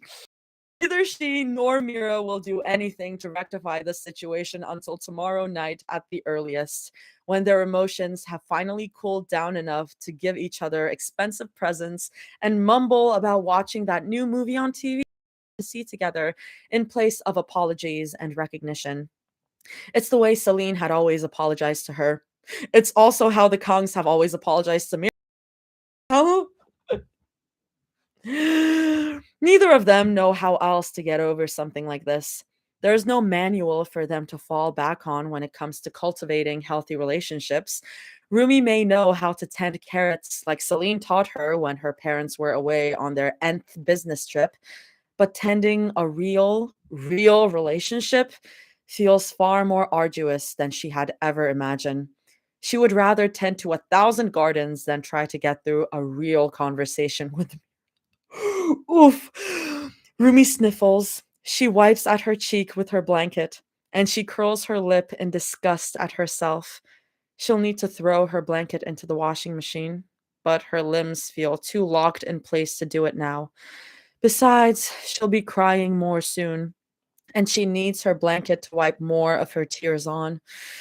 It surprises her how many tears her body carries. She's been crying for the past 2 hours, and she's yet to run out. Up team to help cover it up later. Somewhere behind her, Rumi feels the bed dip. She doesn't turn around. She doesn't want to give Mira the satisfaction of knowing that she caught her off guard again. That Mira's boasts about moving through the house as quietly as a cat are factual, and that she was completely right. Rumi keeps scrolling through her phone. She's not absorbing half of the things on her timeline. Her eyes skim the captions and her lips twitch slightly at the funny videos, but most of her mind is too preoccupied with the onerous task of trying not to cry. She feels something drape over her shoulder, something fluffy and light. It tickles her jaw, and Rumi scrunches her shoulder into her neck with a light huff. Mira clears her throat. She moves Barry against Rumi's cheek, gently and hesitantly, voice much, much higher than usual. Hi, Ruru Bear. Just checking up on you. It's not good to be staring at a screen all the time, you know? Sleep is very important. Mira's voice strains as she says it. It's too high to be anything but mimicry, and as Mira rubs Barry's face against Rumi's shoulder, trying to make it seem like Barry is patting her, Rumi realizes that she's been trying to copy Barry's voice. Rumi lets out a breathless, incredulous laugh. Mira clears her throat again. You left me downstairs, she continues, voice still high and croaky with the awkward attempt at impersonation. Sorry, I'll keep going. I was very sad because I also know that you need me to sleep. I was very, very worried. Rumi finally turns off her phone. She stares at the reflection of herself in the glossy black screen before pressing it face first into her sheets. She looks over her shoulder. And why are you sad? Rumi asks softly. She's not looking at Barry. But Mira looks down, away from her gaze, and pawing at Rumi's collarbone gently with Barry's hand as she answers in her normal, albeit gentler, voice. Because I made you sad. Barry goes limp in Mira's hand, right between them. Carefully, Rumi plucks him free and sets him on the corner of her bed. That's usually where he goes during their other nightly activities. But now he's placed there so Rumi can speak to the one person she's been wishing to see all night without any barrier between them. Rumi scoots a little closer to Mira. She's half tempted to press her leg against Mira's under her blanket, in the same way she does when it's too hot, but she still wants to feel Mira's touch in her dreams. The distance still feels too great, so Rumi settles for this, a gap almost. Mira's breath is gentle against her cheek in the long night. You didn't have to use very or be tense around each other. But then again, Rumi's shoulders her neck too. She is just as tense. She wishes they could find a way to not be so tense. Rumi clears her throat. Actually, I thought you had gone home by now. Rumi alone in this giant, cold penthouse was something she could never have let happen. Because even on awful, awful days when they fight, Mira is only ever a door away. Rumi has caught her sleeping on the couch, wrapped in a throw blanket, on multiple occasions after their arguments. Today is just the first time Mira has ever come into her room and sat on her bed directly after a fight and spoken. Today is the first time Rumi has turned around and said something to her instead of pretending to be asleep. Rumi's mouth feels dry, yet somehow she manages to ask, Why are you here? Mira's answer isn't instant. It's like she spends the next few seconds trying to push herself to say it. I'm sorry, Mira says, her voice quiet and small. I didn't I would never mean that. I just thought, God, in that moment, I just wanted. She makes a frustrated noise in the back of her throat. I don't know. I just know I didn't mean it. I really, really didn't mean it. Rumi's still hurt. The apology feels like a cool balm on her wound, but it still hurts. Mira probably knows because she continues softly, I don't need you to tell me that you forgive me. I just wanted you to know that I didn't mean it. I hope you know that I didn't mean it. I didn't mean what I said to you last week either, Rumi murmurs, about you overreacting about your jacket and that you were always dramatic, she had called the love of her life. Dramatic for having emotions. A lump lodges in her throat. That was so mean.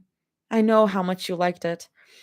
She can't help it, despite every fiber of her being telling her that she doesn't deserve it. Rumi reaches out to tuck a piece of pink hair behind Mira's earlobe. She knows how much Mira hates getting her hair in her face. Besides, she's beautiful when Rumi can see all of her like this. Mira closes her eyes and leans into her touch. A part of Rumi feels like crying again. A different kind of crying, somehow. Relief, she thinks. It's hard to think this late into the night, with her emotions so wrung out. She's surprised when she hears that familiar rattling sound of a shaky inhale and the kind of exhale that accompanies a small sob. It's not from her this time. Mira's crying into her hand. I'm sorry, Mira whispers again, her voice trembling and murky with tears. Rumi blinks, and she can feel more prickly, sore tears in her eyes. I'm so fucking sorry. All I could think about that all night was the way you looked at me after I said that. Fuck, Rumi, I'm so sorry. Rumi shakes her head. She wishes she could offer Mira more comfort, but she's afraid her words would come out too watery to understand, and afraid that Mira would know how much she wishes she could stay. She could say, It's okay, Rumi murmurs. It's not. It's better than talking about it more, though. It's okay. It's okay. Mira takes her wrist.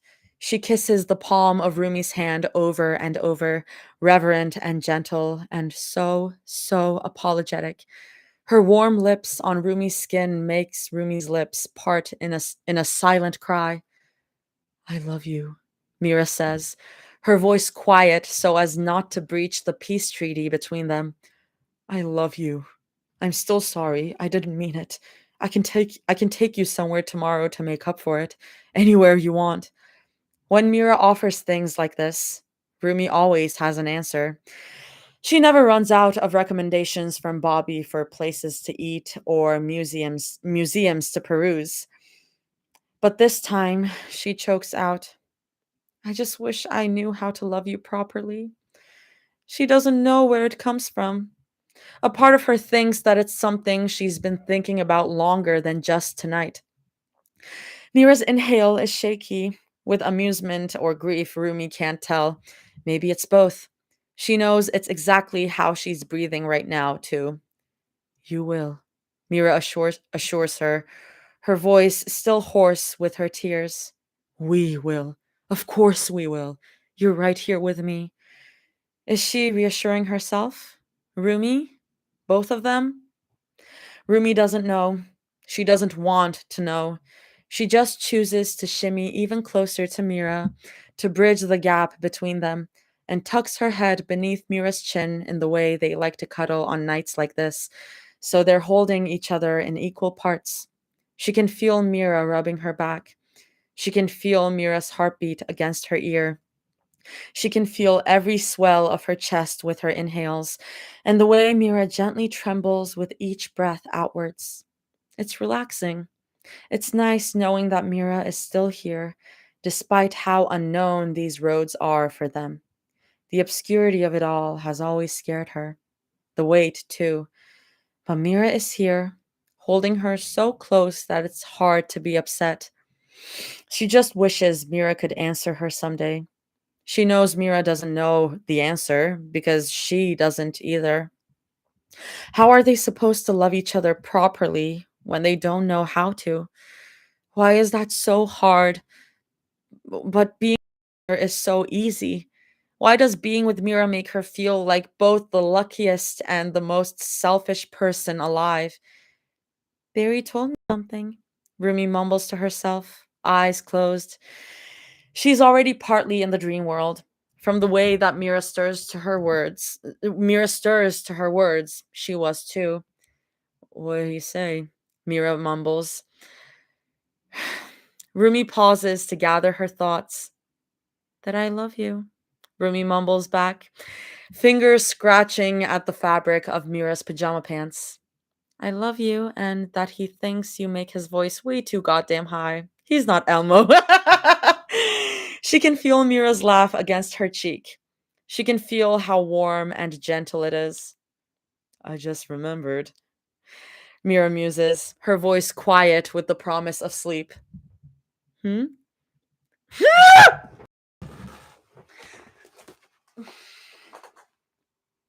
Did you know there was a flood warning and now there's a thunderstorm warning?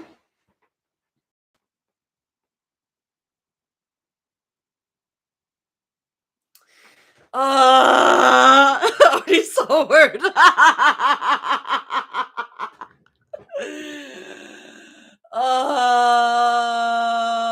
I hate everything. I think it's going to rain tomorrow. Ah! Is it raining? Yes, it is. I think it's going to rain tomorrow. Mira shifts in her bed to get her arm underneath the pillow so Rumi can rest on it. I don't think we should go out to eat for dinner. I wouldn't want to risk it with you. In other words, Mira wants an excuse to stay in with her, to cuddle with her. It's not raining outside though. Where did that play? Oh, he was always here. 5 languages? 5 languages insane. What the hell? And you can play the piano like that? Damn. What the hell am I doing with my life? Okay. Wait. In other words, Mira wants an excuse to stay in with her, to cuddle with her and dote on her about accidentally keeping the stove on and feed her the soup that she's making for a rainy day in. Immensely talented family for real. Oh, I don't think it's raining, Rumi mutters. She keeps her eyes closed, but she breathes in the scent of Mira's sharp perfume. The weather app said it was going to. The weather app said it was going to be clear. Mira doesn't say anything. Weatherman said there was going to be a pretty sunset if you want to watch it with me instead. It's the truth, but she also says it to mess with Mira. Mira whines gently against her hair, and Rumi laughs. Her voice still feels tired and sore from crying and talking, but at least it's a good kind of laugh. If you want to have a picnic and watch it, then we can do that. Mira mumbles against her hairline. She's petting Rumi's long hair. Whatever you want. I would do whatever you want, and you know that. Of course, Rumi knows. She opens her heavy eyelids for a moment to peer into Mira's sleepy face. She presses a lazy kiss to the corner of Mira's mouth. Then she whispers, "Save the sunset for another day. I want to stay here with you."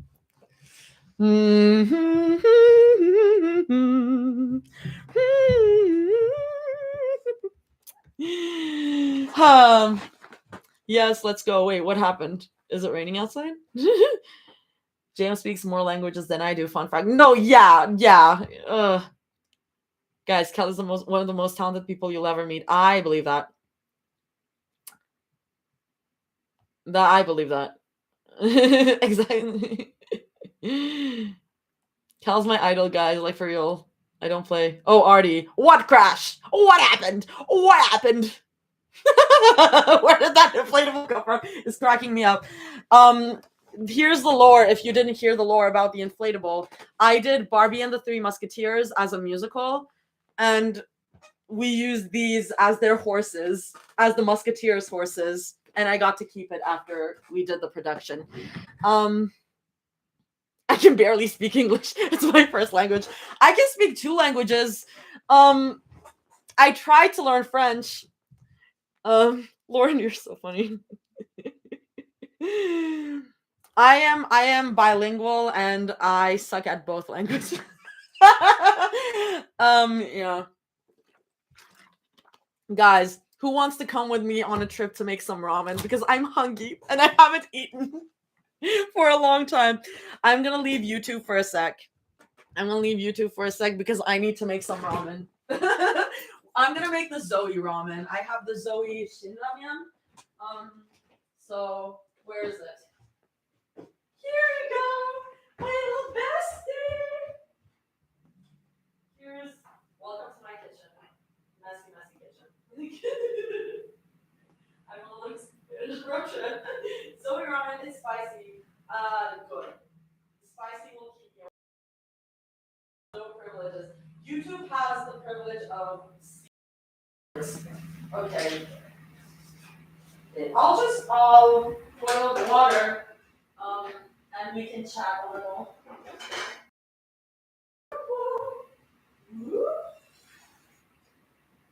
Uh-oh.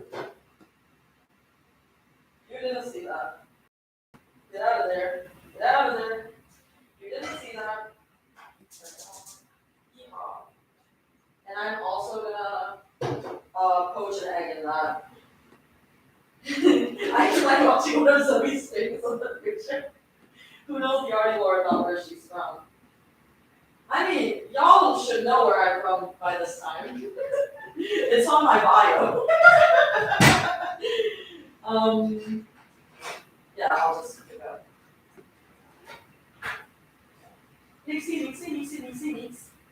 Is that too much water? It's probably too much water. Well, last that heat. Okay. I want to get this done quick. Do I do 2 eggs? Perhaps. Or is it too much? Maybe probably 1 egg. Orange Nation? There are decent newer people. Where's Arty from? What? How? I don't. Arty, what you not my post with polytrix on TV? I laughed out loud. I didn't know that was you. Iconic post. Everyone guess where I'm from. I'm not from New York. Guys, guess my accent. It's hard to guess my accent. I don't really have an accent. I have the accent of the place that I'm from. I'm so off help. What is the real answer? Lauren commented.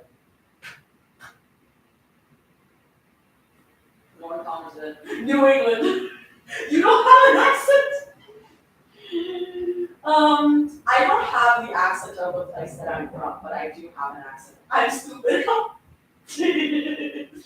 I've also lived in New York for the past 5 years almost, so is my mascara getting everywhere again? I don't hear anything. Uh-oh. Hello. Gorgeous like a scream. I am Turkish. I am in fact Turkish. Let me stir that around. I am Turkish. Ask me to say something in Turkish and I'll say it. That's why I've been going crazy on Twitter being like, Jaime, put more Turkish in GTC. And he said he will, so I'm happy about that. Coach. You coach there. Okay. Wash. I feel like I'm going crazy. Ramen at 1 a.m. You want to go? Why are you crackling? We don't crackle here. I'm from Turkey, yeah. Someone said sex. Never been. Never been. Oh, we got the. I don't think I've ever had shinorna, so I'm really excited. I always hear it's my roommate's favorite ramen. You go in there. I've had bulldog, but not shinorna. I don't hear the accent. Like I said, I don't have a Turkish accent. Okay, you go in, you. Someone sent text. That's funny as hell. That is funny as hell. Oh, we're gonna have to take the egg out of there. Uh-oh. Egg, please out. Egg out. Egg out. Yeah, I don't have but people have said that I have like a general European accent. People have said I have an American accent, which I don't agree with. No, I'm going to go back there. Oh, did I fuck up? Maybe. I do feel like Zoe right now. I can poach eggs, I swear I can. You go in there. So the text is describing, oh god, they killed the door. Killing stress. Oh yeah, from the Bronx, LMAO. Fun fact, I don't think I have been to the Bronx before I started working there. I'm thinking. I don't think I have been. Yeah. Come over, yo. Come over. Come over. Shit. I wrote down shit. No. Come I'm so sad. No. No. It's gonna taste good regardless. No. I broke the old. No. Why are you so sad? Okay. I'll just. I swear I can poach eggs without breaking them even. You get it there. Okay. Keep that closed. Journey back to my room. Journey back to my room and maybe even take the walk. I don't trust myself. I don't trust myself actually. I don't trust myself. Get in there.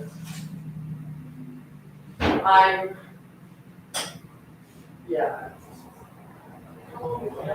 Okay. Beep boop, beep boop, beep boop, beep boop. Hey, that took me like 3 minutes. That's good. We're doing good on time.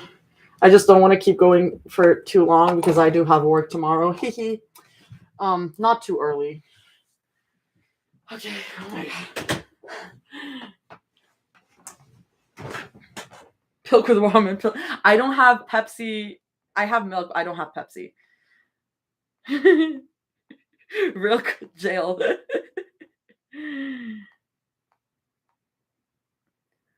Zoe Street for real. I've only been to Manhattan and Long Island for real. I mean, like when someone comes to New York, they usually just come to Manhattan. I feel like that's where most of the stuff is, like most of the touristy stuff, at least. No use crying over spilled yolk. It is 1 a.m. Yeah, okay. I'm caught up. Oh my god, I was not in. Let me go. Okay. I'm also gonna turn off air. Okay. Okay, not too bad. I'm 14 hours ahead of Artie's timeline. I mean, yeah. Are you in the Philippines? Yeah. Is Philippines 14 hours ahead? I thought it was 13. I don't know. Damn. I have a bestie in the Philippines, so I try to keep track of the time there, but I don't know. 13, 14, time change. Yeah. I don't know. Maybe I was stupid. Okay, let's keep going while that is cooking. Mira POV. It's right. Don't worry. Okay. Leg up. I literally have to speedrun reading GC to catch up on lives. LMAO. Okay. You don't have to say anything to me, Rumi says. Mira glares at her. She sounds so exhausted that Mira wants to cry. Honestly, I don't think we should be saying anything more to each other for a while. It's still raw. I don't want to fight with you again. I don't want to blame you because I know I'll blame myself after. I don't want to fight when we could be doing so much more. We don't have to say anything that we don't want to. It's what Mira would have said anyway.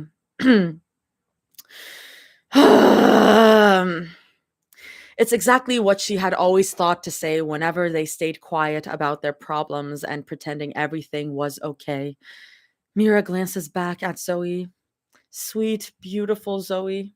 There, Zoe. Rumi presses her knee against hers again. A gentle warning. Eat, she whispers to her. You haven't eaten today yet. Mira blinks back her tears. She's not sure why she feels like crying. Maybe from everything.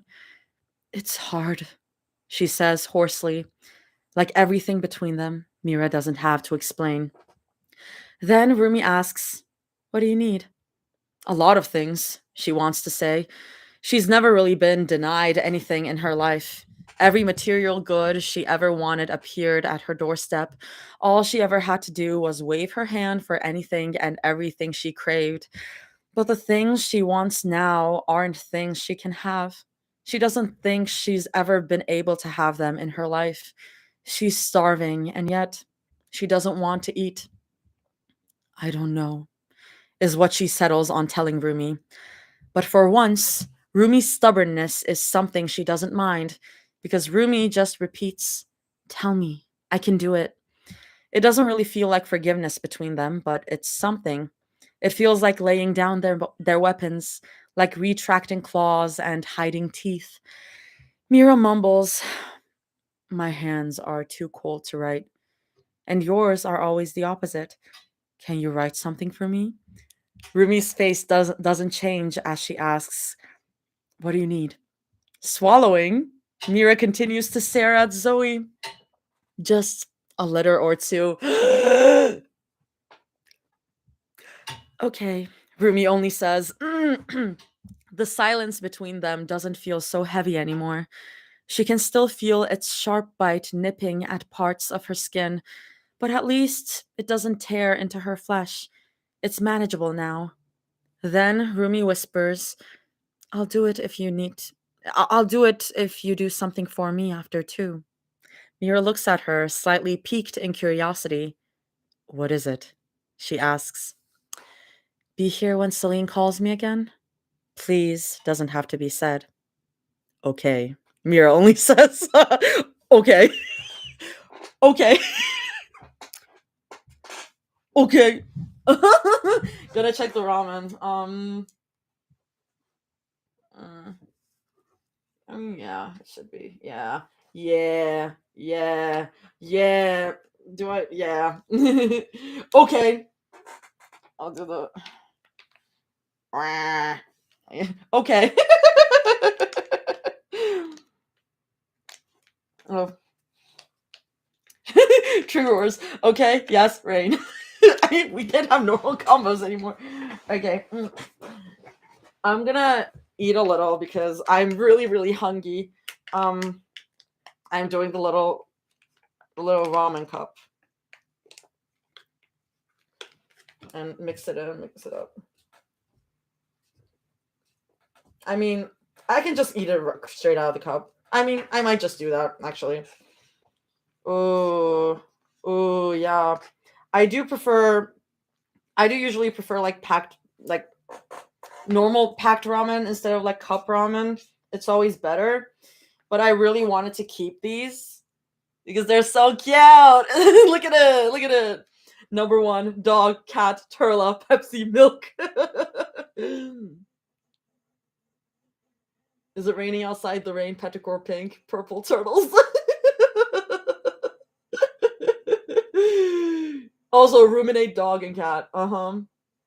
Mm-hmm. Mm-hmm.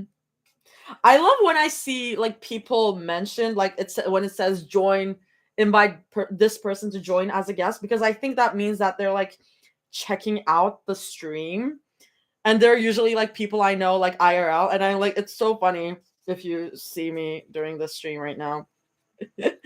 A friend of mine was like, "Oh yeah, I keep seeing you do your streams," and I'm like, I have no idea what's going on, but good for her.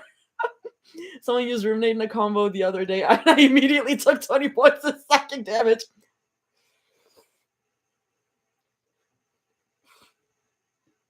Mmm. Damn.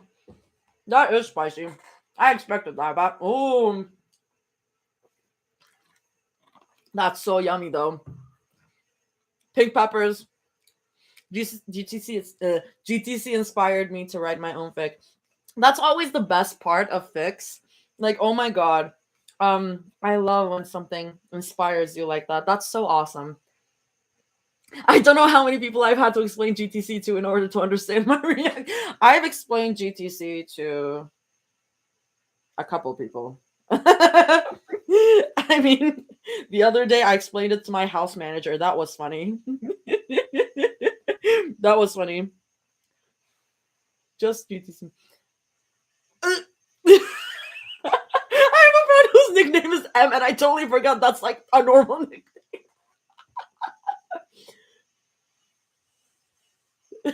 It's surprising how many times people have asked me if it's raining outside and I panic.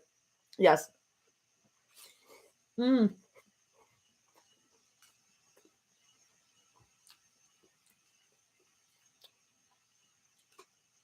I could have put more water in this. I should have. Because now that water has like bits of egg yolk in it.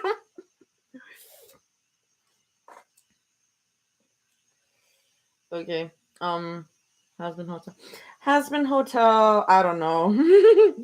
I'm mostly I don't know if I'll ever check out Husband Hotel. That's not where I watched the Husband Hotel pilot back when it first came out, but then a lot of things came out about the creator being problematic, and I was like, so I don't know if I'll ever check it out. Mm. Everything is GTC if you squint hard enough. Is Essence here? Is Essence here? All my IRLs being mentioned, and I'm like, is.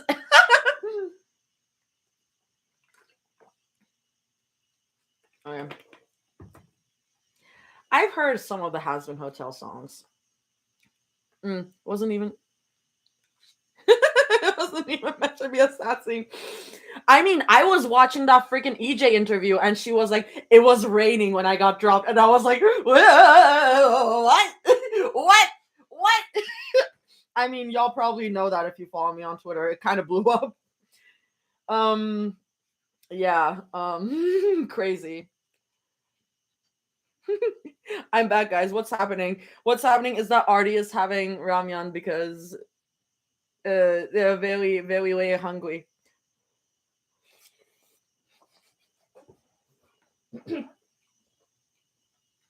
I feel like Ray Ami paid her to say that is crazy. That's so funny. He's one of us. It's going to be in 9 days. It will be the 2-month anniversary of Ray Ami like doing her shit on Twitter, like rampaging over Polytrix Twitter, and I still don't know which chapter one it was, and I'm like, I need to know. I need to know. She never found me. That's crazy. Even with the Polytrix on screen, that's crazy. I feel like that would be right up her alley. I need her to confirm. Julia has probably showed Audrey and EJ the RP accounts. Don't say that to them. They would have a heart attack. Oh, I kind of want to keep eating, but I also want to keep reading. She wore a heart locket in the Spotify bit. She indeed did that. I think EJ would combust if she read about GTs. I mean, in another world mention. Okay, last bite.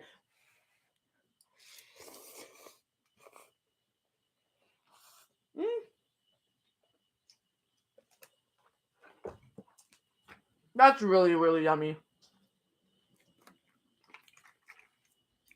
Ray has found me a couple of times, and it doesn't really affect me.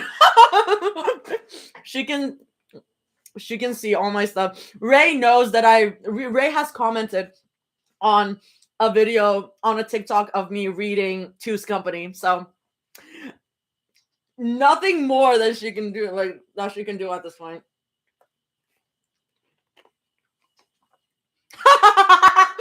Cactus, you're actually so right for that. It would be very funny. It would be very funny if my lives have come up on her FYP. Ray is actually watching us. Remember when I traumatized the fandom? Of course I do. That was iconic. That was iconic. Totally not Ray on me. What if she joined the live? Listen, it would be my dream. Rayami, you're welcome anytime. Okay. Next part is, we're going back and forth quick. I love these. She's gonna love the Zoe arc coming up. I love you. Okay. Rumi POV. Rumi hasn't checked her phone in a while. For once, she doesn't have the time. Most of her time is spent in the hospital, either watching Zoe, fluffing up Zoe's pillows, watering her flowers, or singing to her, reading to her, talking to her. For once in her life, Rumi doesn't care about what social media has to say about her. She would have never known that people were making up rumors of her death after Dispatch leaked the license plate until Chinu showed her over brunch at the cafeteria, and that they were swept away just as fast after Sunlight Entertainment announced that the car had nothing to do with Rumi's team and that Rumi was just resting in Korea. It must have taken millions of dollars to cover up something like that. She knows she'll get a lashing or three from the entire company when she returns, but for once, Rumi doesn't care what they think. She just wants to be right here. Mira POV. She just wants to be right here, sitting at the foot of Zoe's bed, listening to Rumi sing. Mira had missed her voice. She's missed it so much. It's hard to blink away the tears on most mornings as she listens to Rumi croon and tap her finger next to Zoe's forearm, but she manages well enough. Even back when they were dating, there was such a stark difference between listening to Rumi's voice on the radio and listening to it in the same room. She'd move mountains of her wealth to be able to listen to her like this every day. She would give up everything she ever owned if it meant making sure that Zoe kept the privilege of hearing it too. Rumi asks her to sing with her sometimes because Zoe likes her voice too, according to her. That Zoe would like to hear them sing together. Mira can't wait to hear Rumi sing with Zoe some. How beautiful their voices together would be. It takes a couple of days, at least she assumes, from the amount of times that she's counted the sun rising outside the window, before Zoe's mother arrives from Korea. They paid for everything she could ever need: her hotel, her flight, and a few $1,000s in pocket money for food. Just like they paid for Zoe's hospital bills, her father's too, when his heart strained on the second day. They paid their bills in advance so her father didn't have to worry. They paid for a new car and a chauffeur, screened intensely, headed by Bobby, to take the Chwez wherever they wanted if they needed to grab something. The Chwez keep trying to thank them. Choi Jang-ho always insists that they need to at least go home and rest after all they've done. Zoe's mother never even bothers to ask where they came from or why they cared so much about their daughter.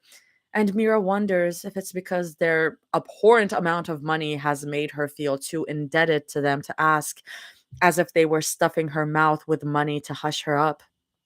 It always leaves a nasty taste in Mira's mouth, and she's just as fast as Rumi to tell her that it was the least that they could do for a daughter they all care about so much. It's the very least thing that they could do. Rumi POV. It's the very, very least that they could do.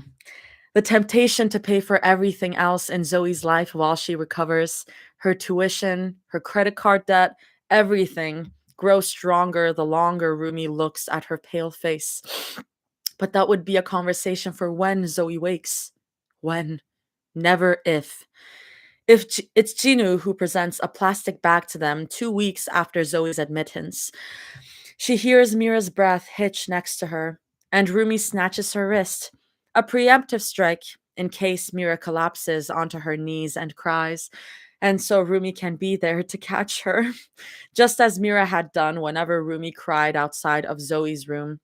Not close enough to envelope her in a tight embrace, but close enough that she could rub her back in the way she always had. Liaison.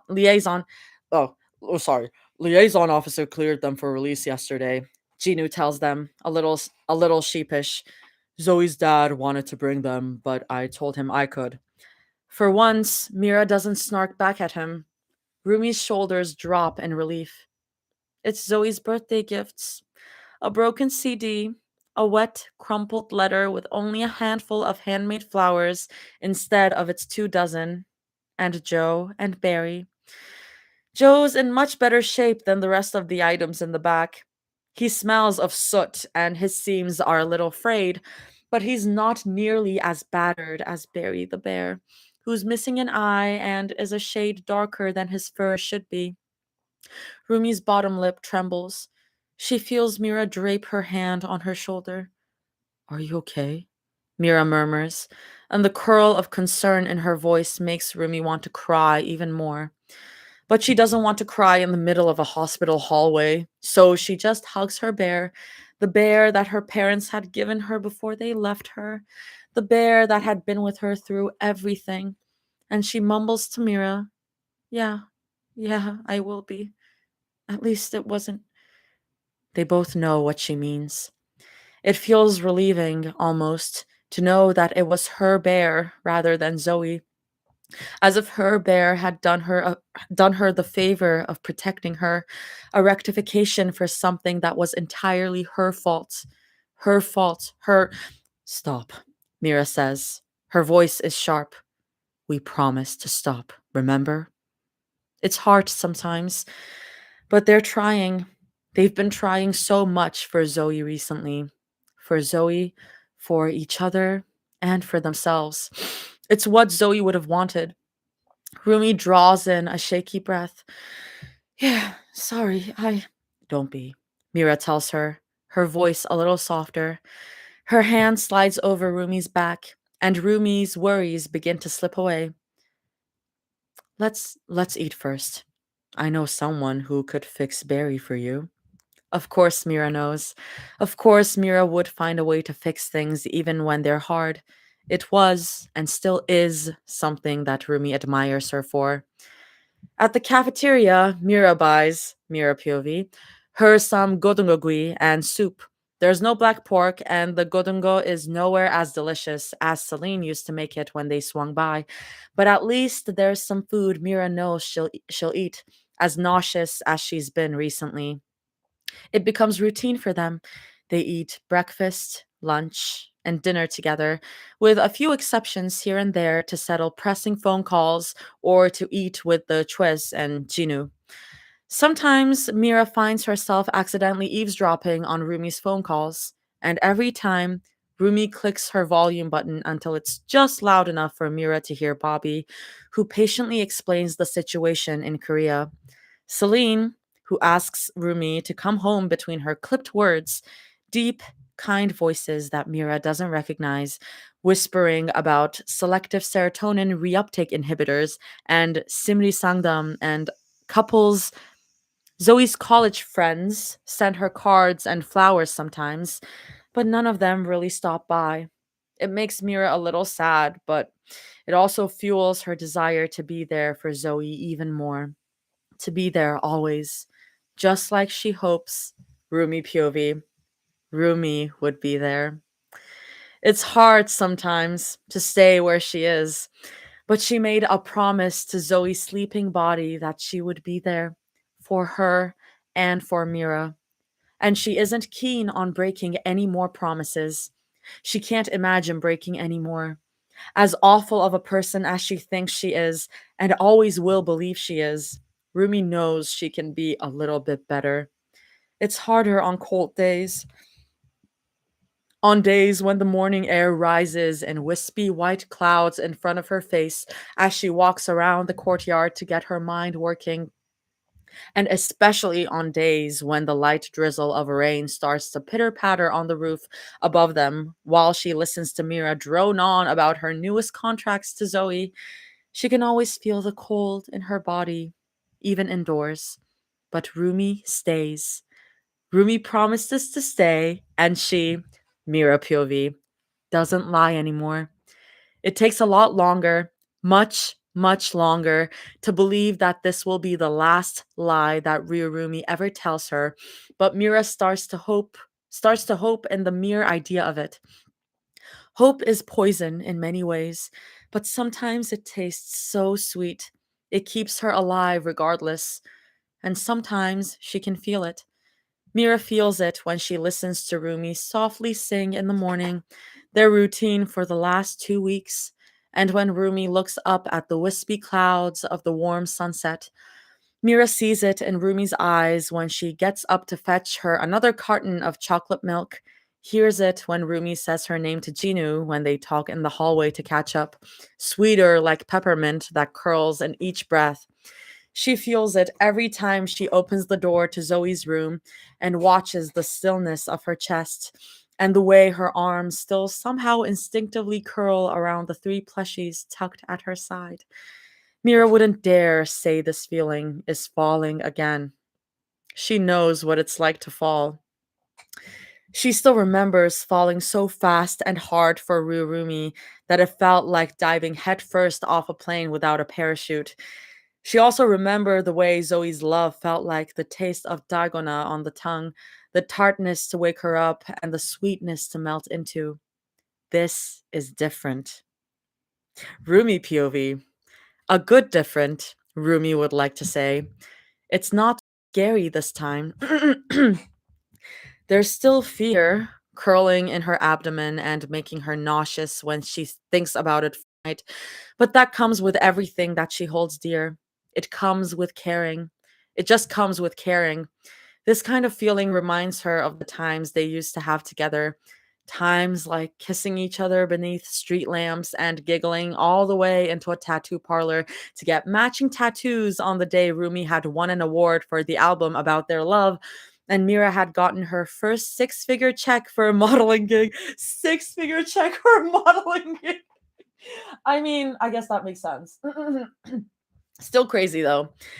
It was Mira's idea to get their handwriting tattooed on each other. It was Rumi's choice to say yes. Pew, pew, pew, pew, pew, pew, pew. Rumi's initial on her shoulder so that Rumi could kiss it every morning. Mira's initial on Rumi's inner thigh so that Mira could see it every night when she laid her head on Rumi's lap for much needed respite from the world. Among a few other reasons, of course. But it's a choice that Rumi has never regretted. Not even when she was staring at the bottom of her third bottle of beer. This kind of feeling reminds her of squealing under her breath as Mira twirled her around in a back alley as they walked home from a date. Reminds her of conversations late at night about who they wanted to win on their favorite trashy reality TV show. Reminds her of small flowers hidden around her penthouse and breathy affirmations like yes to spontaneous dates and late nights in. It's a nice feeling. What does Cal say again? It's a nice feeling, despite the anxious ball in her stomach, the tension and the dreaded feeling of waiting for the other shoe to drop. But at least the fear feels more like the twist of her morning breath on rainy days than the biting cold that nips hard at her during harsh winters. It's scary, but now it feels like she's allowed to indulge. Sorry, I saw the words. I'm gonna take a break before that because I feel like I'm gonna lose. Okay. It's scary, but now it feels like she's allowed to indulge, allowed to take this slow, take her time, and fall into something softer and sweeter. And even on days when the sky is bright with the sun's warm rays, cloudless without a drop of rain in sight, it still feels like that they could. I'm gonna pause here because I'm gonna eat my ramen. Listen, these words specifically are easy to see. Oop. You did you just type out try again? No, don't pause here. I'm sorry. This is gonna get cold. It's getting soggy.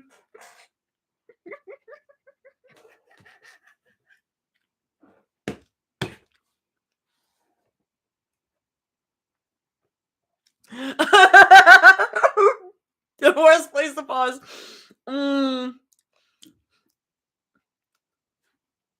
Is there a good place to pause later? Yeah, soggy ramen. It's so soggy right now, guys. It's so soggy. I just wanna enjoy my ramen, my Zoe ramen. Are you a Jessica Vosk fan? Love Jessica Vosk. It's okay. It'll make the next part even better. Okay. I trust you, Cactus. mm. Mm. It's so good. Soggy, but good.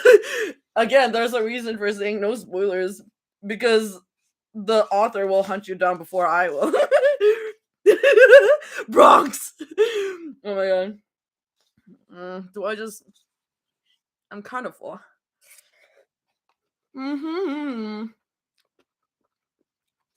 KJ shot dead in the Bronx. Someone let Kate. Someone let Kate know.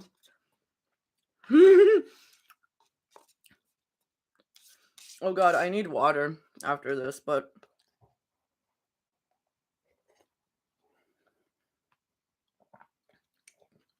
it's so yummy. Okay. I've done nothing but be good. Can't believe y'all are doing this to me. I wasn't the one who spoiled it. So, okay. Zoe POV. At the point I'm watching the chaos, you snitched. Well, Jaime was asking, so. And Jaime is God, so. My baby Zoe. The first thing that Zoe notices is how dry her mouth is. She's had her fair share of waking up at 3 in the morning to hurriedly grab a glass of water because of how dry her mouth feels. But geez, this is something else. It's like someone stuffed a bunch of cotton balls in her mouth and told her to swallow as hard as she can. The dryness starts at the tip of her tongue and ends farther down her throat. It makes it hard to move her tongue around. Then she notices how full her mouth feels. It makes her want to choke, if she could even choke and react in the state that she's in. Her limbs feel attached to her sides. Her eyelids flutter. She's so tired. She wants to go back to sleep just as much as she wants to spring up and start her day. Everything feels too much and too little at once. The light in the room makes her want to grumble and turn away from it. The annoying beeping in her ears is too scratchy, and she wishes she could roll over and hit whatever alarm clock someone just put on her bedside. She can't, though. Her body is too sluggish. It only responds minutes after she tells herself to twitch her hand or to wrench her eyelids open. Zoe flutters her eyes again. She squints at the lights above her, too bright and white for it to be her room, and tries to swallow some saliva. She can't. Her mouth feels too numb and full. This isn't her room. She's certain that this isn't her room because hers isn't nearly as spacious, and she certainly doesn't own white blankets confined in white walls and impossibly clean floors. Panic starts to rise in her chest with every breath she takes, punctuated by the stupid screech of a beep next to her ear. Her tired eyes, eyes that ache from behind, look down slowly. She breathes out through her nose, shaky and slow. Zoe has to choke back a sob. Rumi and Mira are on either side of her, opposite sides of her bed, draped over the edges with their arms over her legs. So that's goodbye, bye-bye to the amnesia theory. I am glad. They're wearing her bracelets. Their fingertips are touching. She exhales again and chokes on the tube in her mouth.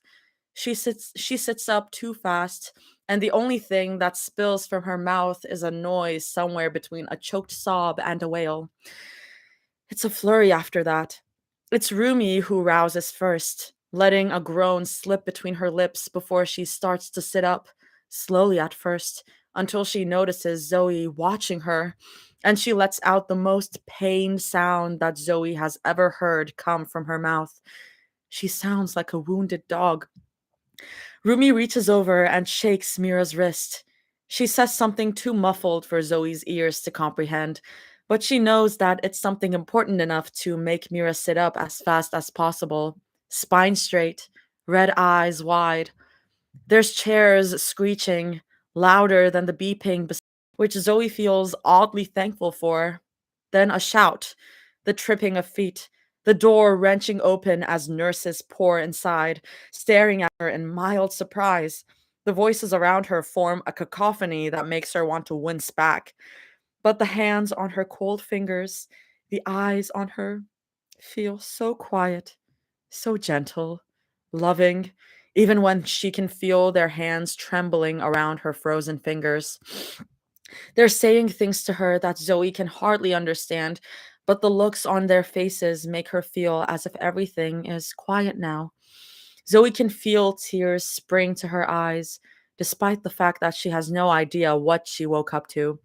She has no idea where she is, but she's glad that they're here. She's grateful that they aren't fighting. She's just been having such a good dream. She can't wait to tell them about it.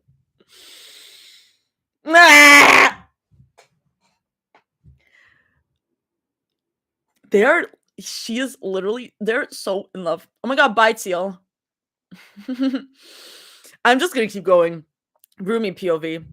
The squeak of the floor in tandem with the beat of the thrumming speakers gets me a little excited. She swears that the squeaks haven't been this synchronized before. Wait, wait. Is this what is Kel saying? You got Rumira better get their shit together. My baby Zoe does not deserve this. Yes. Yes. Wait. Mind gutter. Oh my god. Okay. She- I'll read that again. She swears the squeaks haven't been this synchronized before. It means she's getting better, and the relief that floods through her body helps her drop her shoulders and continue to step through the chorus with a fluidity that makes Mira call out, "Good, good." Rumi whispers the lyric under her breath as she hits the beat. It helps keep her on track, and the squeaks of her shoes help her keep up with the rhythm of her singing. Oh hell yes! Gimme, gimme, gimme, gimme, gimme! Eating this, eating Rumi dance practice, eating Rumi dance practice. Hyman, please be here for Cal again. Hyman, come back. What's happening?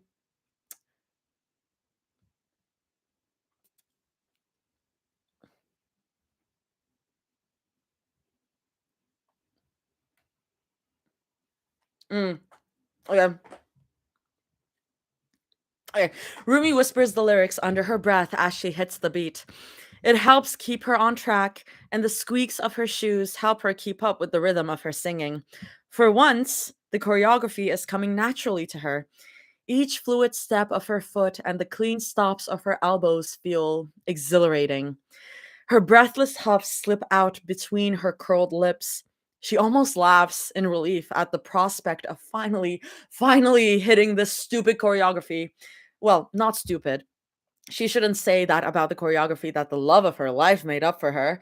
In 2 days' time, no less. It's more like she is the stupid one for not getting it right for a week straight. And now, here she is, finally hitting every beat without intervention. Until she gets to the last chorus and her movements begin to clip together in sluggish gestures. Rumi groans out loud before she can stop herself. Yet she continues to fight through it the way Mira instructed her to do. Mira's sweet perfume tickles underneath her nose. Her movements stagger at the scent, but she continues to sway her hips and hit each count anyway. She can feel Mira looming behind her, and she doesn't have to turn around to know that Mira is nodding her head along to the beat of the song as she watches Rumi's movements. It makes her feel self conscious, but in a good way. She always felt so small when her other choreographers watched her, like she knew that she was disappointing them with every misstep or every half beat she hit too late. Mira's attention has never felt that way, even though she knows Mira's eyes have always been so much sharper on her than her professional instructors. A year and a half of being together has softened Mira's gaze on her, she thinks. Even when they were in the studio as professional peers, Mira had never looked at her any less than lovingly, or gently, or kindly. It's still hard figuring out how to step out of the troughs of their arguments sometimes. Um, that is how you read that, right? Anyway, have I ever read that? Anyway, they always crawl out clumsily and slowly, but they're trying. Dancing is easier to figure out. Perhaps that's why they dance together so often. It's something that they can figure out much quicker than loving right. Dancing, after all, is professional work. It's part of Rumi's sphere, and it's Mira's whole life. Loving is harder. Loving is so much harder. But like dancing, Rumi will get better. She wants to get better. She just wishes there were a studio to learn how to love right. God. Same. Mira mumbles the count under her breath, hardly audible, but it guides Rumi through the last of the demo song. Sometimes Rumi wishes she could ask her team to put Mira's voice in her in ear monitors. It would definitely help, even at the loudest stadiums. With 15 seconds left in the song, which Rumi can tell from the way her voice begins to fade out in the demo, a high note to the poppy love song, Mira puts her hands on Rumi's hips. She guides the sway as gently as she can. 2 weeks ago, her hands were much more insistent, a firm guideline that Rumi could lean on. Now, Mira's hands ghost over her, a reminder to accentuate her hip movements rather than an assertion. That means Rumi is improving. It means Mira knows she's improving too. She's getting better at it. It's proof that Rumi can be better again, Mira murmurs, her warm breath tickling the shell of Rumi's ear. Rumi shivers. Final chorus 5, 6, 7, 8. There's no soundtrack for Rumi to rely on this time. Still, she obeys, and she steps through the choreography that Mira taught her as best she can. She still mumbles the lyrics under her breath, and Mira chuckles lightly at it. Her movements, but not nearly as clumsy as they were a couple of days ago. Mira voices it too. You're getting better, Gonju. Rumi wrinkles her nose. Mira's hands are still on her hips, and she glances down to see Mira's pointer finger hooked in one of her belt loops. It makes her heart skip a beat, and she turns her head to look at Mira with a small pout. She presses her fingertips to Mira's cheek to keep her from looking away. This close, Rumi can smell her perfume, that hint of soft spice, roses, and clean sweetness, pink peppers. God, she loves how Mira smells. She adores getting to lay on Mira after long days of work and breathing in her neck. Mira always bats her away and laughs whenever Rumi sniffs her armpit, and Mira never believes her when she says she wants to drown in her scent forever. Nothing feels more like home than Mira. The top notes of pink peppers in her perfume are rivaled only by Rumi's love for the scent of pancakes and the warm sun. I told you not to call me that when we were at the studio, Rumi whines. It's not a real complaint. All of Mira's nicknames for her make her giddy. And Mira, thankfully, puts her hand on Rumi's hip with a chuckle, then presses a gentle kiss on the side of Rumi's neck, her version of an apology, one of the best kinds. Well, I'm not getting paid for teaching and choreographing Korea's pop star princess new songs, so I call it an even trade. Mira retorts, if you wanted to get paid, we could pay you, you know? Rumi admonishes gently. Mira presses another kiss to the underside of her jaw, and Rumi lets out a breathless whine. Yet she somehow forges on. You don't you don't even have to do all this if you don't want to. I don't want to force you into anything you don't. It's hard to concentrate with all the kisses Mira peppers along her neck, right? She's half surprised her knees haven't turned to jelly yet. She can feel the way Mira is smiling as she kisses her skin, so dreamy and sanguine. Whenever they make out in the car or in her bed or backstage, Mira has always kissed her like that, smiling, like kissing Rumi still makes her as giddy as the first time. It definitely still makes Rumi feel that way, even on days they bicker. Rumi thinks they always will. I wanted to, Goguma. Besides, if I didn't help you with your dance routines and stop everyone from calling you a bad dancer, I think that would warrant calling me a bad girlfriend. Mira mumbles against her neck. Rumi can feel Mira breathe in her scent, and it makes her a little shy. She's sweaty and gross, and she doesn't want Mira to notice. Then Mira asks, better? Hmm? Rumi's a little embarrassed that her mind is still fuzzy. Who could blame her, though? Having Kang Mira, the most beautiful woman in Korea, God, no, the world, press up behind her, kissing up and down her neck, still leaves her unbearably dizzy with delight. Is it better if I use Goguma instead? Is Jagi better? Mira teases. She presses another kiss to the corner of Rumi's jaw. Or do you just not like it when I call you anything? You know, workplace boundaries and fraternization with your choreographer, blah, blah. I think we did more than just fraternize in the studio before, Rumi says flatly. Mira laughs hard at that. Rumi can feel her deep laughter against her shoulder blades with Mira this close, and it takes everything in her body not to pivot and kiss her senseless. Mm. Mira breathes in her neck again, then kisses her pulse. Rumi's heart squeezes in her chest. The exhilaration from dancing all night, paired with the gentle attention Mira is giving her, makes her wonder how she hasn't collapsed yet. I love you. I'm so proud of you, Anni. Rumi's skin glows with warmth at the praise. I love you more. I love you so much, Rumi mumbles, her voice strained. She clears her throat, and Mira's lips twitch.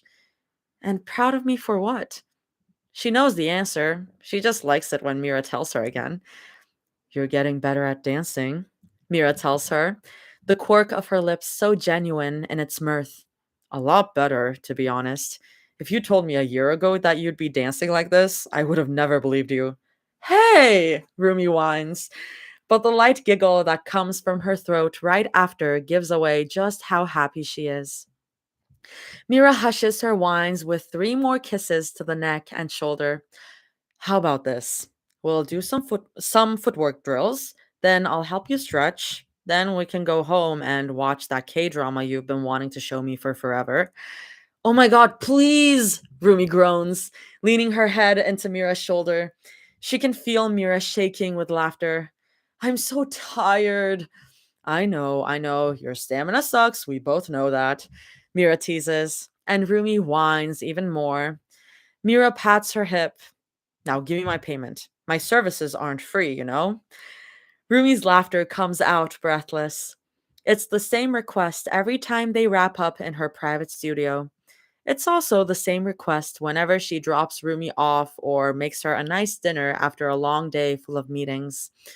Mira juts out her lips, and Rumi twists around in her arms to kiss her. Rumi gives her a peck on the lips, then 2 more.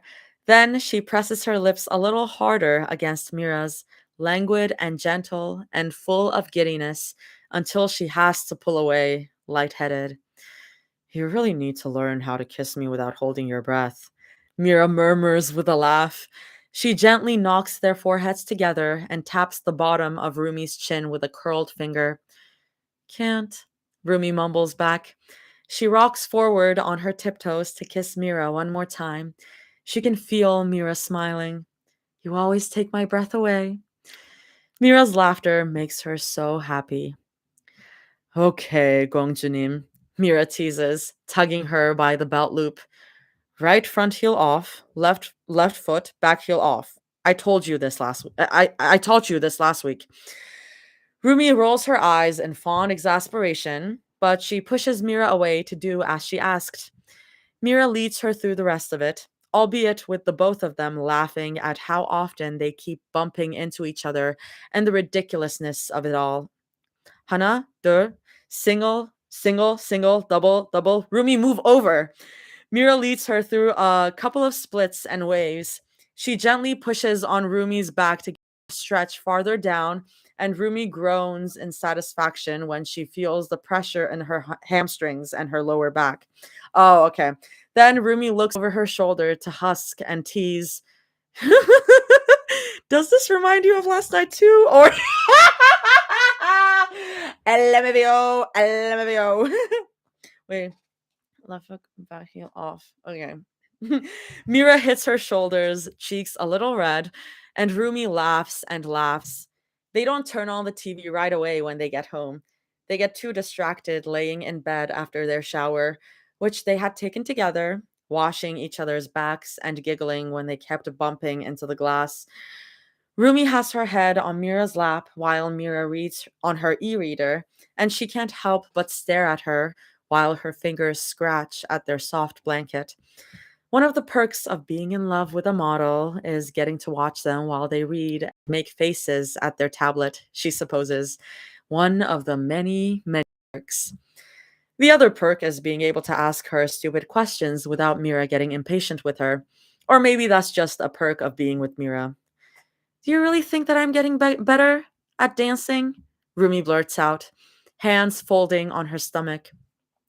Mira turns her e reader off and sets it on the table next to them. It almost makes Rumi laugh, but she just smiles up at her in apology instead.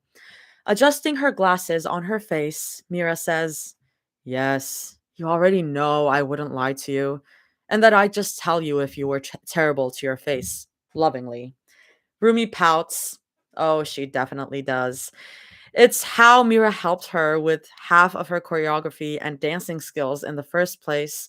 Having her girlfriend tell her to her face that she was a stiff dancer felt like the most embarrassing thing in the world. But she's grateful for it. The number of people making fun of her online for her dancing has lessened so much that Bobby sent Mira a giant gift basket. And if Rumi had to guess, it's probably the reason why Celine only presses her lips together and looks away whenever she talks about Mira. You still think I'm terrible at tango, though? Rumi mumbles under her breath. Mira chuckles, partly in confusion at the comment. The last time I showed you how to tango was in Naxos, 2 months ago, and last I checked, you don't need ballroom dancing to be a good idol. Why are you thinking about that? Because I don't like being not good at something, Rumi admits, and it comes off a little bit like a whine. She winces. Mira's fingers thread through her long hair, unbraided for the night. Well, if you were good at everything, you wouldn't be you. Mira tells, I love you for you. 2 left feet and everything that you are. Bet you'd want someone who could keep up with you when you dance, though. Rumi challenges, the lightness in her voice deliberate to let Mira know she's just teasing. She may be jealous of all the girls who get all over Mira during her modeling shoots and catwalks, but she knows who Mira belongs to in the end. So does Mira. Well, most of the time. Sometimes the stress of being apart gets to both of them. They're working on it. Rolling her eyes, Mira answers, you having 2 left feet makes it interesting. Trust me, I like a challenge. So I'm a challenge now? Rumi teases. Keep talking like that, and I'm getting you another dance instructor. Mira says, voice flat. I thought you didn't want me to dance with someone else. Then I'll be there to watch. Or dance with you too. I can't dance with 2 people. Yes, you can, Mira says patiently. Just open your mind a little. All my parents wanted me to do was ballet. Now look at me. I'm more expressive now. Oh, your body is expressive, all right. Rumi purrs. Mira playfully pushes her cheek away with the heel of her palm, and Rumi snorts with laughter. And, Mira says with a gentle roll of her eyes, a smile on her face, if I really wanted a dance partner, I would have just gone to my studio. As for a partner, Mira leans down to press a kiss on the tip of Rumi's nose. Rumi wrinkles it, but a slow smile spreads across her face. I have you, Mira mumbles to her, eyes darting away from hers. Because she's shy, Rumi's come to learn. Mira's thumb rubs over Rumi's cheekbone, high with her smile. I don't want anyone but you. I've never wanted anyone else but you. Oh, baby, you're so sweet, Rumi coos, sliding her finger. But you know that's not true. Mira's face scrunches and what? Really? Rumi deadpans. She clears her throat, shimmies on the bed, and lowers her voice to emulate Mira's. Oh, my friend would. Oh, my friend from LM would really like going here because of the ladybug wallpaper. Did you know my friend from elementary really liked that flavor of poke chips too? Jaggy. I had a dream about my friend and she went to your concert with me and Mira gently slaps the side of her cheek and Rumi giggles. The specter of Zoe! The specter of Zoe! The specter of Zoe! Mira gently slaps the side of her cheek and Rumi giggles. First of all, I was 8, she exclaims. But the high pitch of her words make Rumi laugh. And she was basically like my only real friend until I met you, obviously. And so I'm sorry if I still think about her from time to time, she grumbles. Don't be. I think it's really cute, Rumi says happily. You haven't seen her in over a decade and you still think about her. It's cute. You're like Hachiko if he were less tragic. Well, actually, if he were a rich lesbian who can't stop thinking about the cute friend she made in a public elementary school when I was 8. Mira reiterates in despair, her face morphed in mortification. It makes Rumi laugh so hard that her stomach hurts. She points an accusing finger at Rumi next, but her shaking hand dampens her intent. As if you never think about cute fans either. All those fan meetings, and you never thought, what? No, those are fans. That's weird, Rumi says a little too quickly. She grimaces when she catches the look on Mira's face. Caught red handed. Oh, so you do think about them. Mira challenges, not biting or scratching like some of their arguments sometimes are. They're light today for some reason. Maybe it's because of what they're thinking about. Or who. The memory makes Rumi want to hit herself with a bat. Statistically, meeting over 1,000 fans a year means that at least one of them is bound to. Rumi starts. Oh my god, you dog. Mira groans. Wow. Wow. Zoe, is that Motso? Oh, I never asked any of them out, Rumi argues, her face too warm. That would be weird. I mean, one time but I was 17, and then I remembered that it would have been weird. Mira starts to laugh. Cackle, really.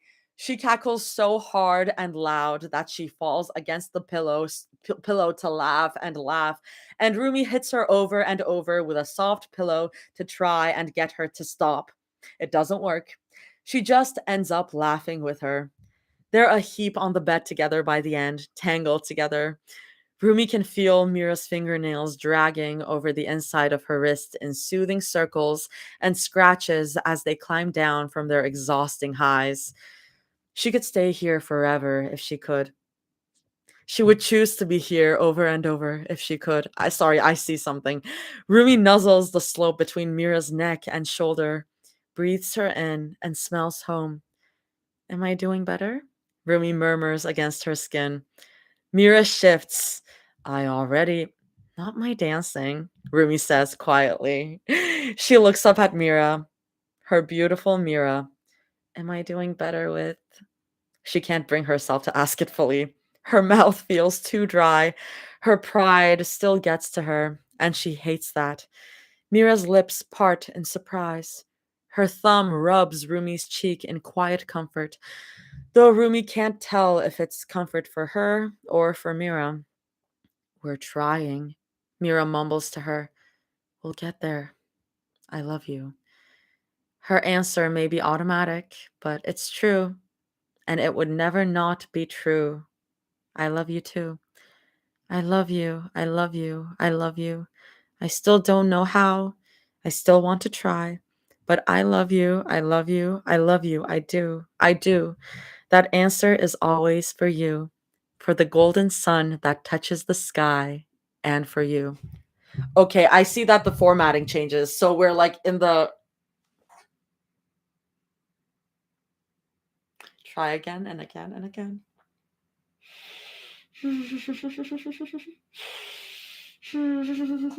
I need to get some water because I haven't drank water in a while. I'll be right back. I'll just bring my freaking Brita.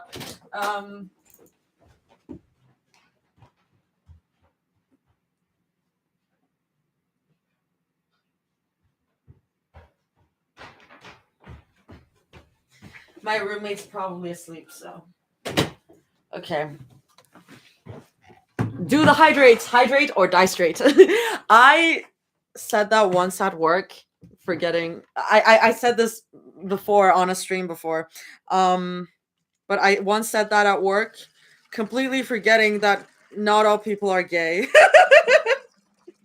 And I was like, well.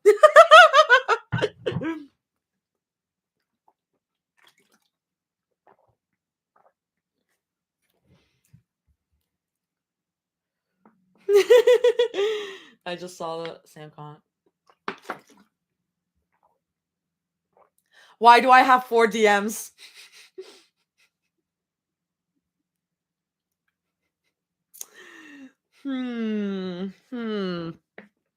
Where's the... I lost the cap. Wait, straight people are real? Right? It's so... That fan was definitely Zoe. Wait, what? Physically. Okay. I want to look something over. I'm gonna check something out and then I'll be. Okay. Cool. Okay, I'm so excited. Next part is Zoe.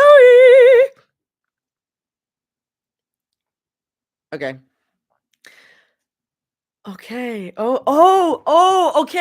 Oh, I guess I know what the audio will be. Okay. Should I just pull out the audio? Is it audio time? Already about to switch voices a lot. Okay, I'll read it just in case. I'm guessing that's Mira and that's Rumi and that's Zoe. Not audio now. Okay.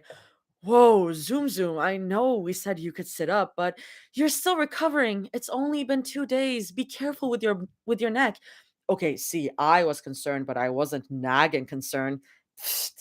Fine, call me the villain for looking out for someone who woke up from a 3-week coma. No one was calling you anything. Yeah, but I can see it on your face that you thought, are you fighting again? No. What? No, we aren't. Of course not, Zoe. That was just bickering. Bickering? Yeah, zoom, just bickering. Are you sure? We're sure, sweet pea. Like friendly bickering? Yeah, if you want to call it that. Mira, I didn't say anything. Okay. Fuck, wait, sorry, off topic. This was supposed to be about you. How are you feeling, Zumi? You can't just shake your head if you can just shake your head if you want. The doctor told us that your throat wouldn't feel good for another couple days. Did they tell you anything about what happened? Yeah. How much? How much? Are you okay? Does anything still hurt? We can leave the room if you need time to process any. So, who are you guys? I'm just laughing because I know that that's not real and she's just kidding. And that was my guess. That was my guess of the context. I thought she was just joking around. So, who are you guys? Sorry, joking. I was Mimi, are you crying? No. Don't joke like that. God, you're fucking evil, Zoe. I'm sorry, had to. You didn't have to. Yeah, huh? It's a rite of passage from K-dramas. She's rage baiting them. She's literally rage baiting them. It's so funny. You love me for it. We do. So much, Zoe. You guys are gonna make me cry again. Sorry. Not sorry. So, what did they tell you about what happened? Not a lot. Tell us anyway, please. Um, the car hydroplaned on the highway, hit another car. I was lucky to be alive, blah blah, blah blah blah. And then something about me being asleep for 3 weeks. Sounds about right. Does that is that a lot for you right now? Do you want us to go? Do you want us to go? No, please don't. Okay, then we'll stay. Thank you. Why are you two looking at me like that? I don't know what you're talking about. Like two wet dogs. Two wet dogs? Mira, just tell me, tell me, tell me. Well, it's just too much right now, Zoe. That's okay. It's not like I have anything better to do. I mean, I think we should save it for when you're a little bit better. Why? It's a lot. A lot, a lot. We want to tell you, it's just we don't want to stress you out. Oh, can you tell me anyway? Zoe. What? My dad made me watch Paranormal Activity as a kid. I'm sure I can take whatever it is. We just don't want you to feel like it's your God, I don't know, like it was your responsibility for what we did. What did you do? Zoe. Seriously, if you guys are here and you aren't screaming at each other and neither of you have claw marks on your faces, I think whatever happened is. You okay? Zoe, are you okay? Okay. Fine, fine. Coughing feels crunchy though. You sure? Do you want me to get you more water? I'm fine. Mean it. Just tell me, please. Uh, remember when you told us to talk? Yeah? So we talked other stuff. You fucked? Scissored? Boinked? I love her! You fucked? Scissored? Boinked? What? Why are you two looking at me like that? Why would you think we. Did Chinu tell you?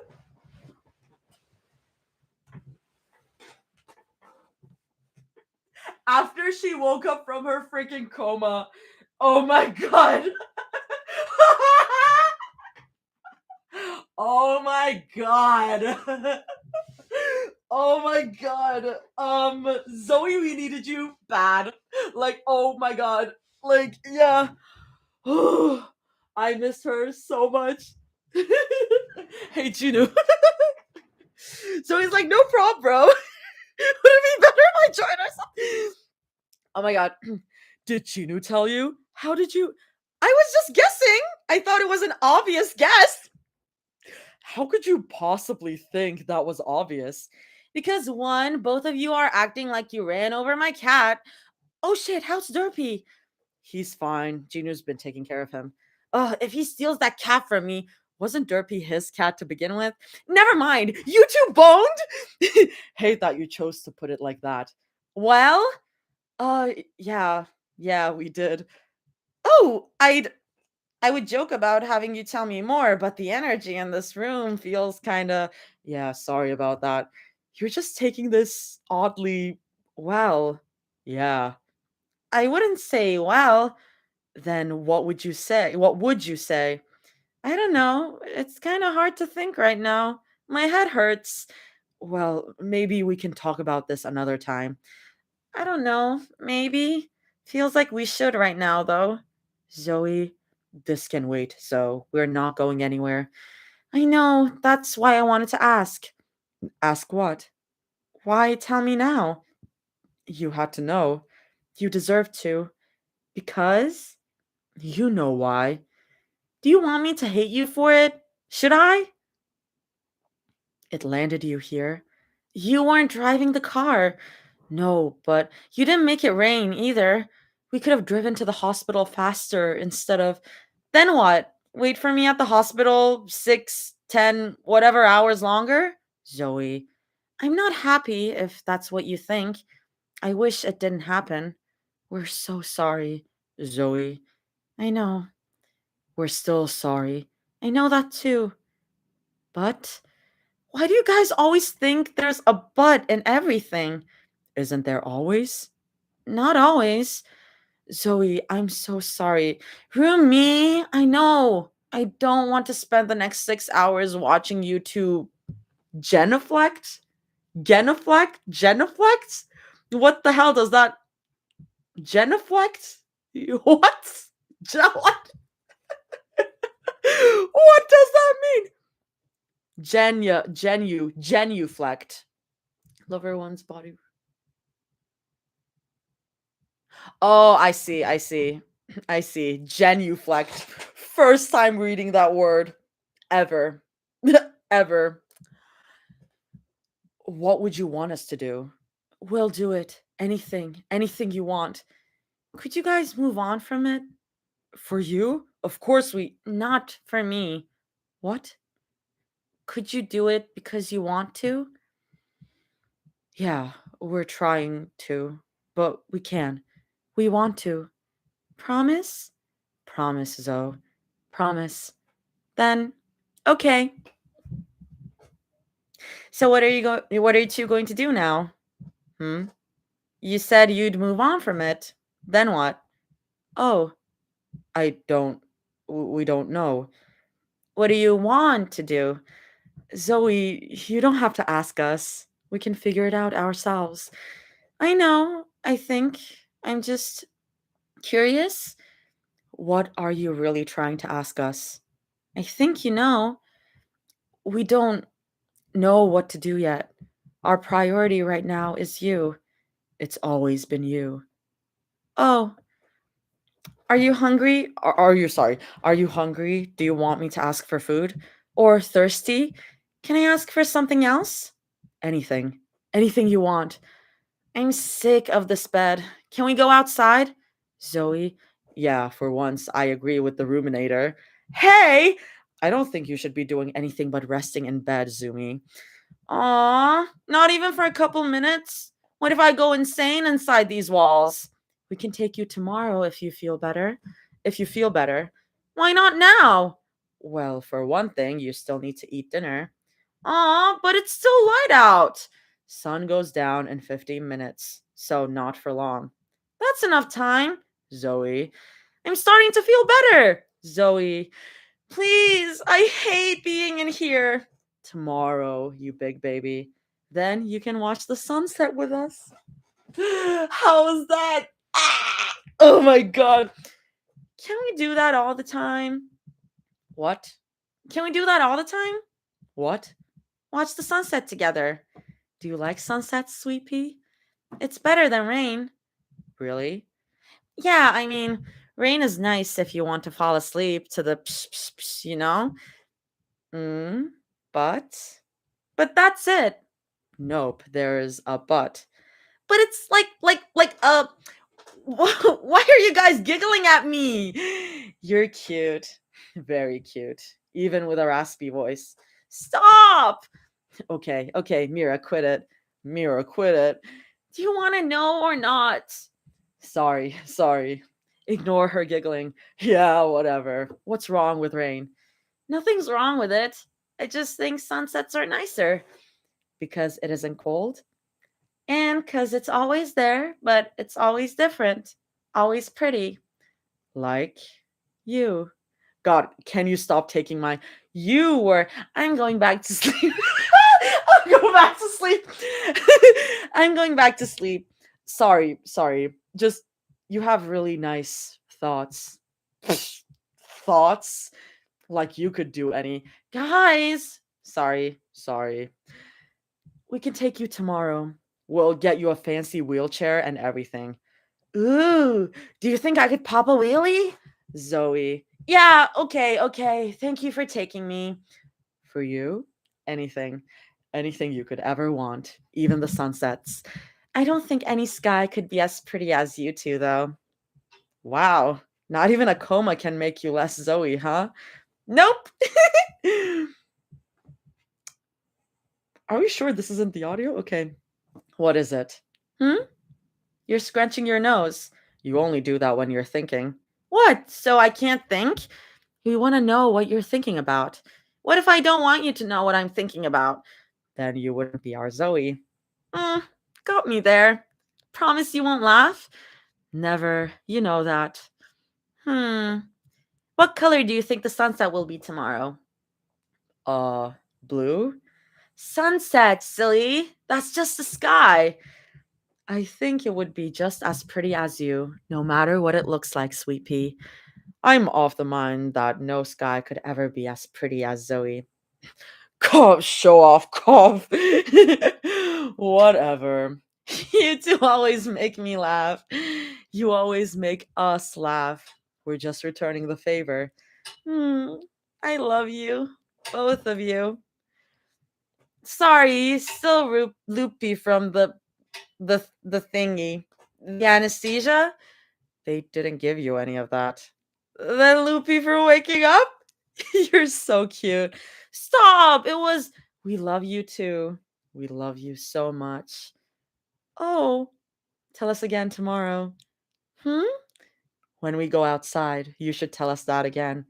Th- that I love you? Yeah, if you want to.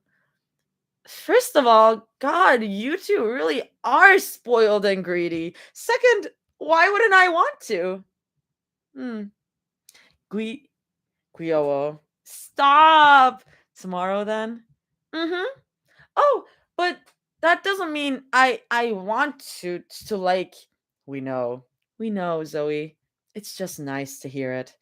Just because I'm not happy with what you guys did or because I still want some space doesn't ever mean I'd love either of you any less. You know that, right?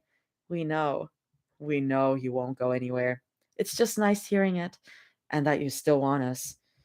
God, you two really are fucked up. Sorry.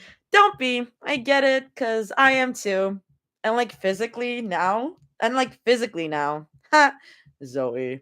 I'll stop loving you both when the sun stops looking pretty. You mean the sunset? And the sun! The sun can be pretty. I mean, the sun's also pretty blinding, so I don't know if that's a good. Ugh, just take the win, please. I want to catch up on what I missed on my phone. Yeah, sorry. Go ahead. Go ahead. Rumi, where's. I'll get it. Hold on. Wait. What? I love you. Dork. Zoe, go lie down already. Just letting you guys know. We know, Zoe. We love you too. So much. Do you? Do you really know how much I love you? That I love you, I love you, I love you. Like how much the sun loves to touch the sky and the ocean all at once. I love you whether the sky is pink or blue or purple or black. I love you even on days when it's hard. I love you even when it's hard to love you or me. I love you, I love you, I love you. I love you, and you never have to worry about giving it back to me because the sun will set and I will love you when it rises again. That was so cute. Inject that shit into my veins. That was also a lot of voice changing. Oh my god.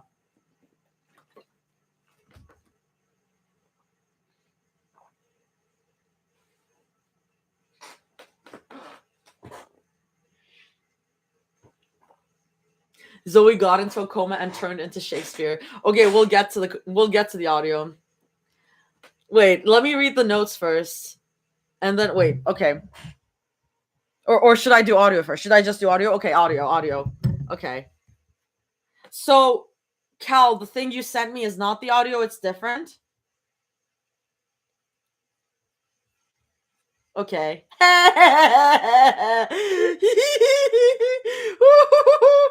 Fun fact, the ending poem from chapter 19 was something I wrote for my GF in Tagalog that I translated and adjusted for the fic. Anyway, here's an audio of it with a debut from the Zoe VA.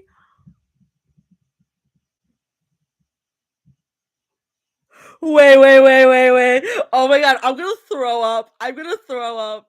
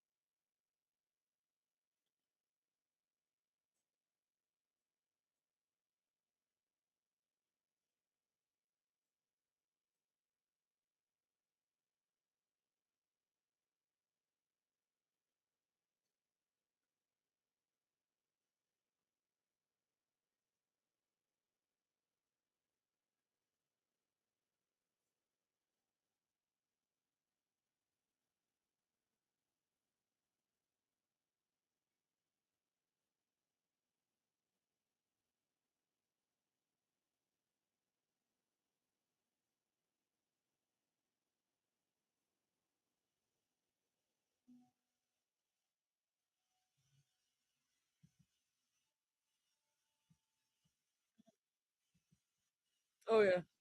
Okay. Okay.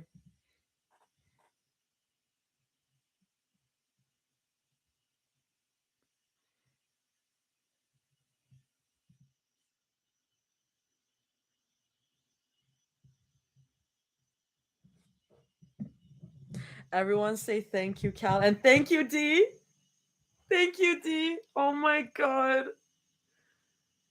Oh, and thank you, Jaime. Oh my god. Mm.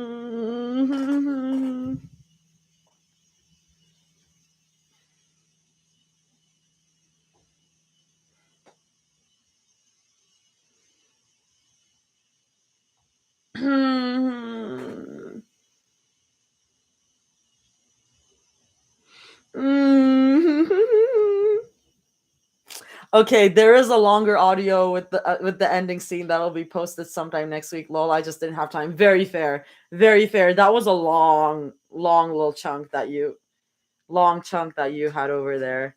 Very fair. Oh, it's gonna be so good. It's gonna be so good. Oh,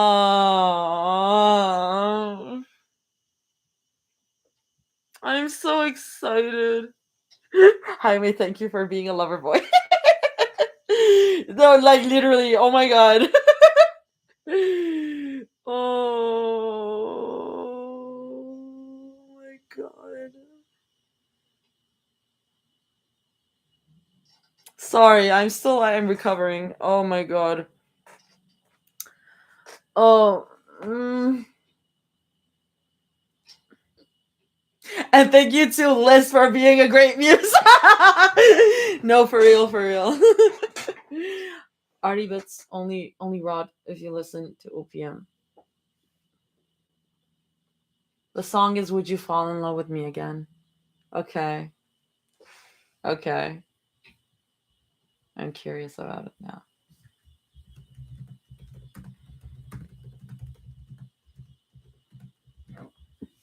Oh, I see, I see, I see. I see. It's from yeah. I have not listened to Epic. Greatest muse for real. I hope y'all are happy. I hope y'all are doing well right now. Wait, let me read the notes. You're so right. My apologies to the greatest muse. Notes. War is over. God, I really miss GTC Zoe. Me too. The center of this story has always been Zoe. Yes. So I'm glad to have her back and to make her my next target. I mean, loving focus. The next few chapters are part of a really interesting arc.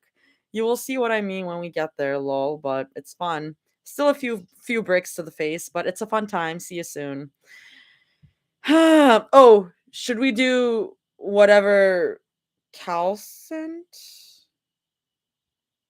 Let me do snippet first, and then I'll do whatever Cal sent. Chapter 20 snippet. I'll read that later. Zoe sticks out one of her hands. The other stays firmly behind her back. Zoe! She says happily, flashing her another toothy grin. I'm 7! Oh my god! Ah! I shouldn't be screaming. My roommate is sleeping. Mira wants to tell her, "You don't need to tell me that. I can already tell from how childish you are." But that would probably make Zoe stop smiling for some stupid, unfathomable, mystifying, recondite, restant, these fucking words, and other big words her tutor taught her reason. That's funny. Mira doesn't want to upset her or to stop her from smiling, more like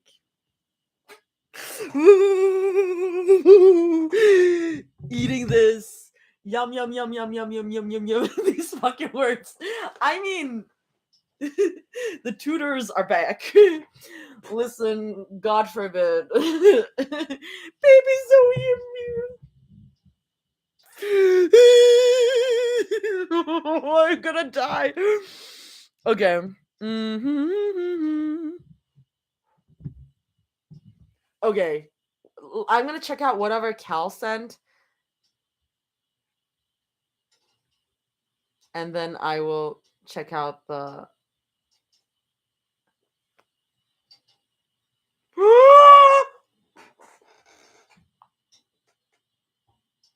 Oh my god! Oh my god! Oh my god! Oh my god! Oh my, wait, get bigger. I need to. Oh my god, I forgot how to breathe for a second. I forgot how to breathe for a second. Wait, never mind from that reaction. I think I know. Kuya, what did you do? Guys, get ready. 3, 2, 1, bam. Oh my god! Oh my god! Oh my god! Look at her! Look at her! Oh my god! Oh my god! Prince! Prince! Oh my god! Oh, it's Cal's PF!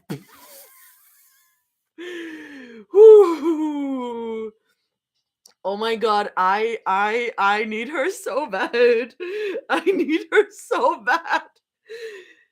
I too would fold immediately for her roomie. I'm folding. Okay, flip camera. You get me now. I know it doesn't measure up, but oh my god. Wait, let me share this on YouTube. Oh. Also, Artie just pronounced Kuya so fluently helped. I mean, I just read it how it's written. So, Kel, you're using your money for the good of womankind. Thanks, Dane. I'm joking around. Oh, I am. That's so gorgeous. Artie's Filipino on her oops side. Everyone in this fucking fandom is Filipino on their oops side. Oh.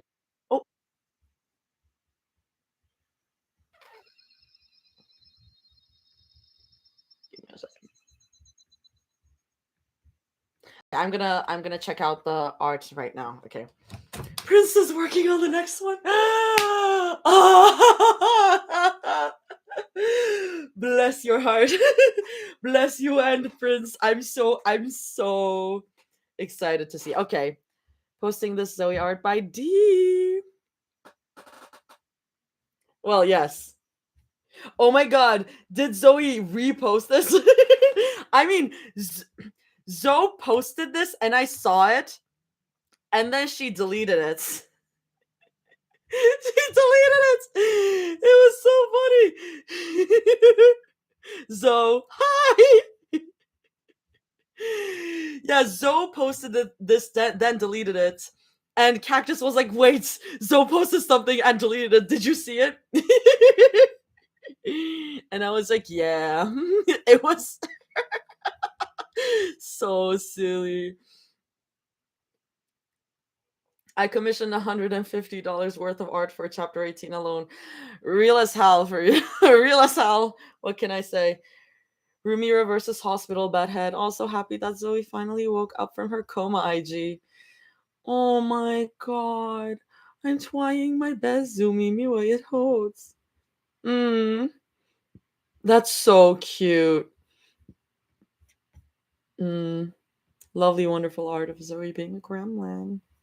Oh yes, I saw this one. Yeah, I love this one.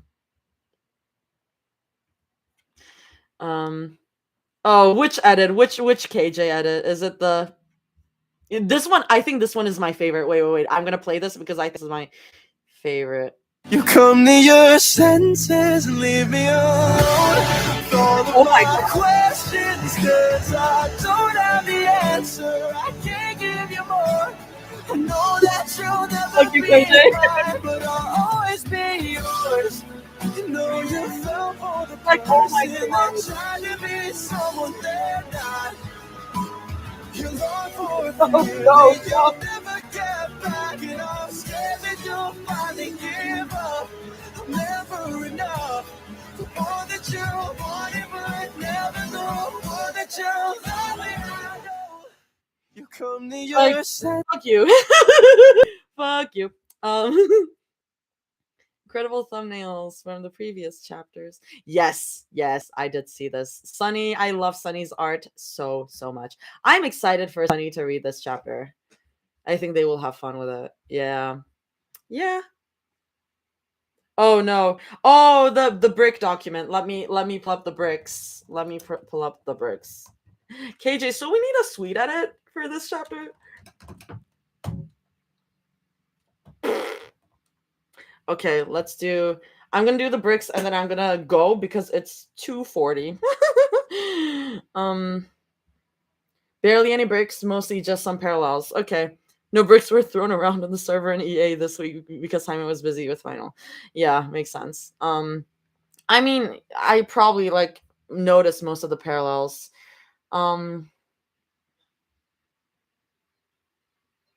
Oh, the 4 U's. Chapter 19. Rumi, I triple check everything I ever post online for you. I was going to quit for you.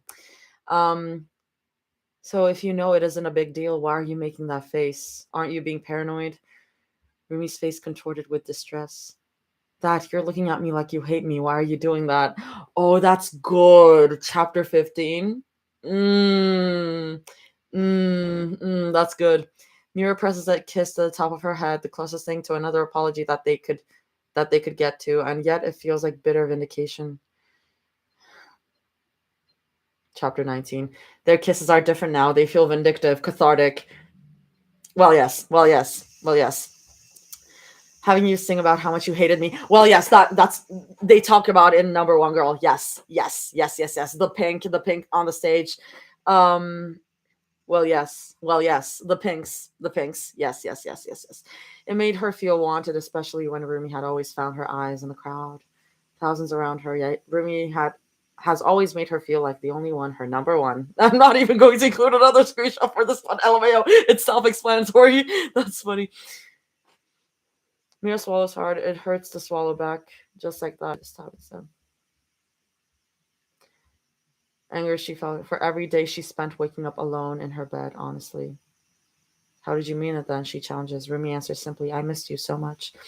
Did you ever miss me when you'd lie down in that empty penthouse without anyone next to you? Well, yes. Mira's boast about moving through the house as quietly as a cat. Again, animal metaphor. It was Rumi's choice to say yes. Yeah. I'm not going to the yes thing. I'm not going to the yes thing. Yes. God, she loves how Mira smells. The notes of pink pepper. The top notes of pink pepper in her perfume are rivaled only by Rumi's love for the scent of pancakes and the warm sun.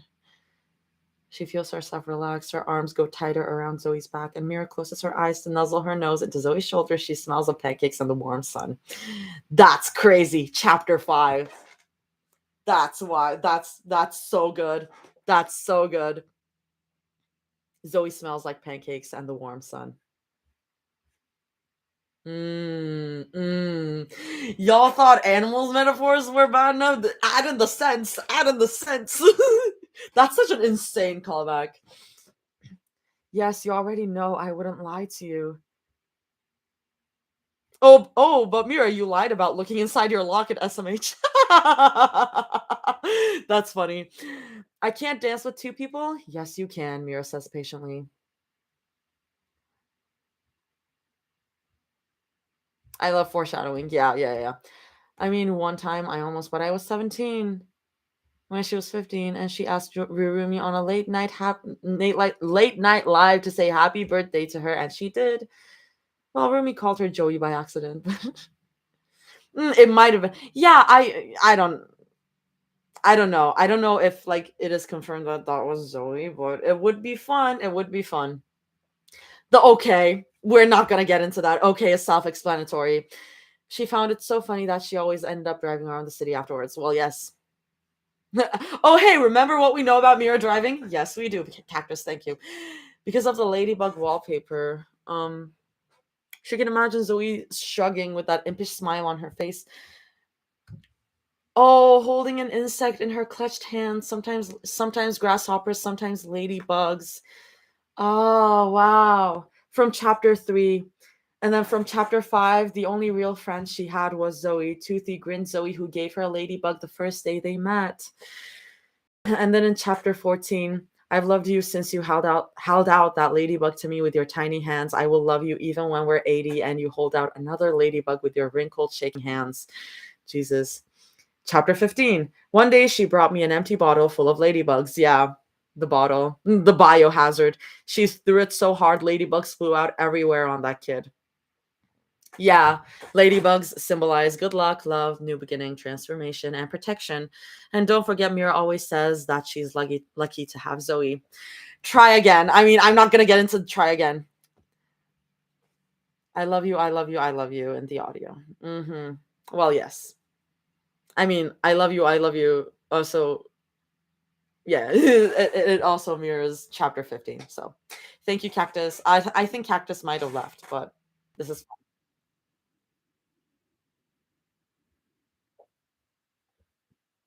Okay. I think I'm gonna leave. Did Rumi call her Joey because she panicked between saying her name and the nickname?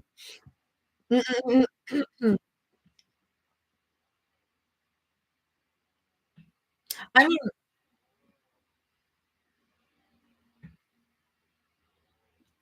I feel like she would have just gotten confused. That's what it.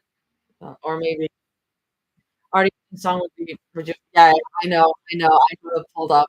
I haven't listened to Epic. I'm not an Epic head, unfortunately, for some of y'all. But I will pull that up. Okay, y'all. Goodbye, YouTube. Peace out. I can have songs on YouTube, so bye, y'all.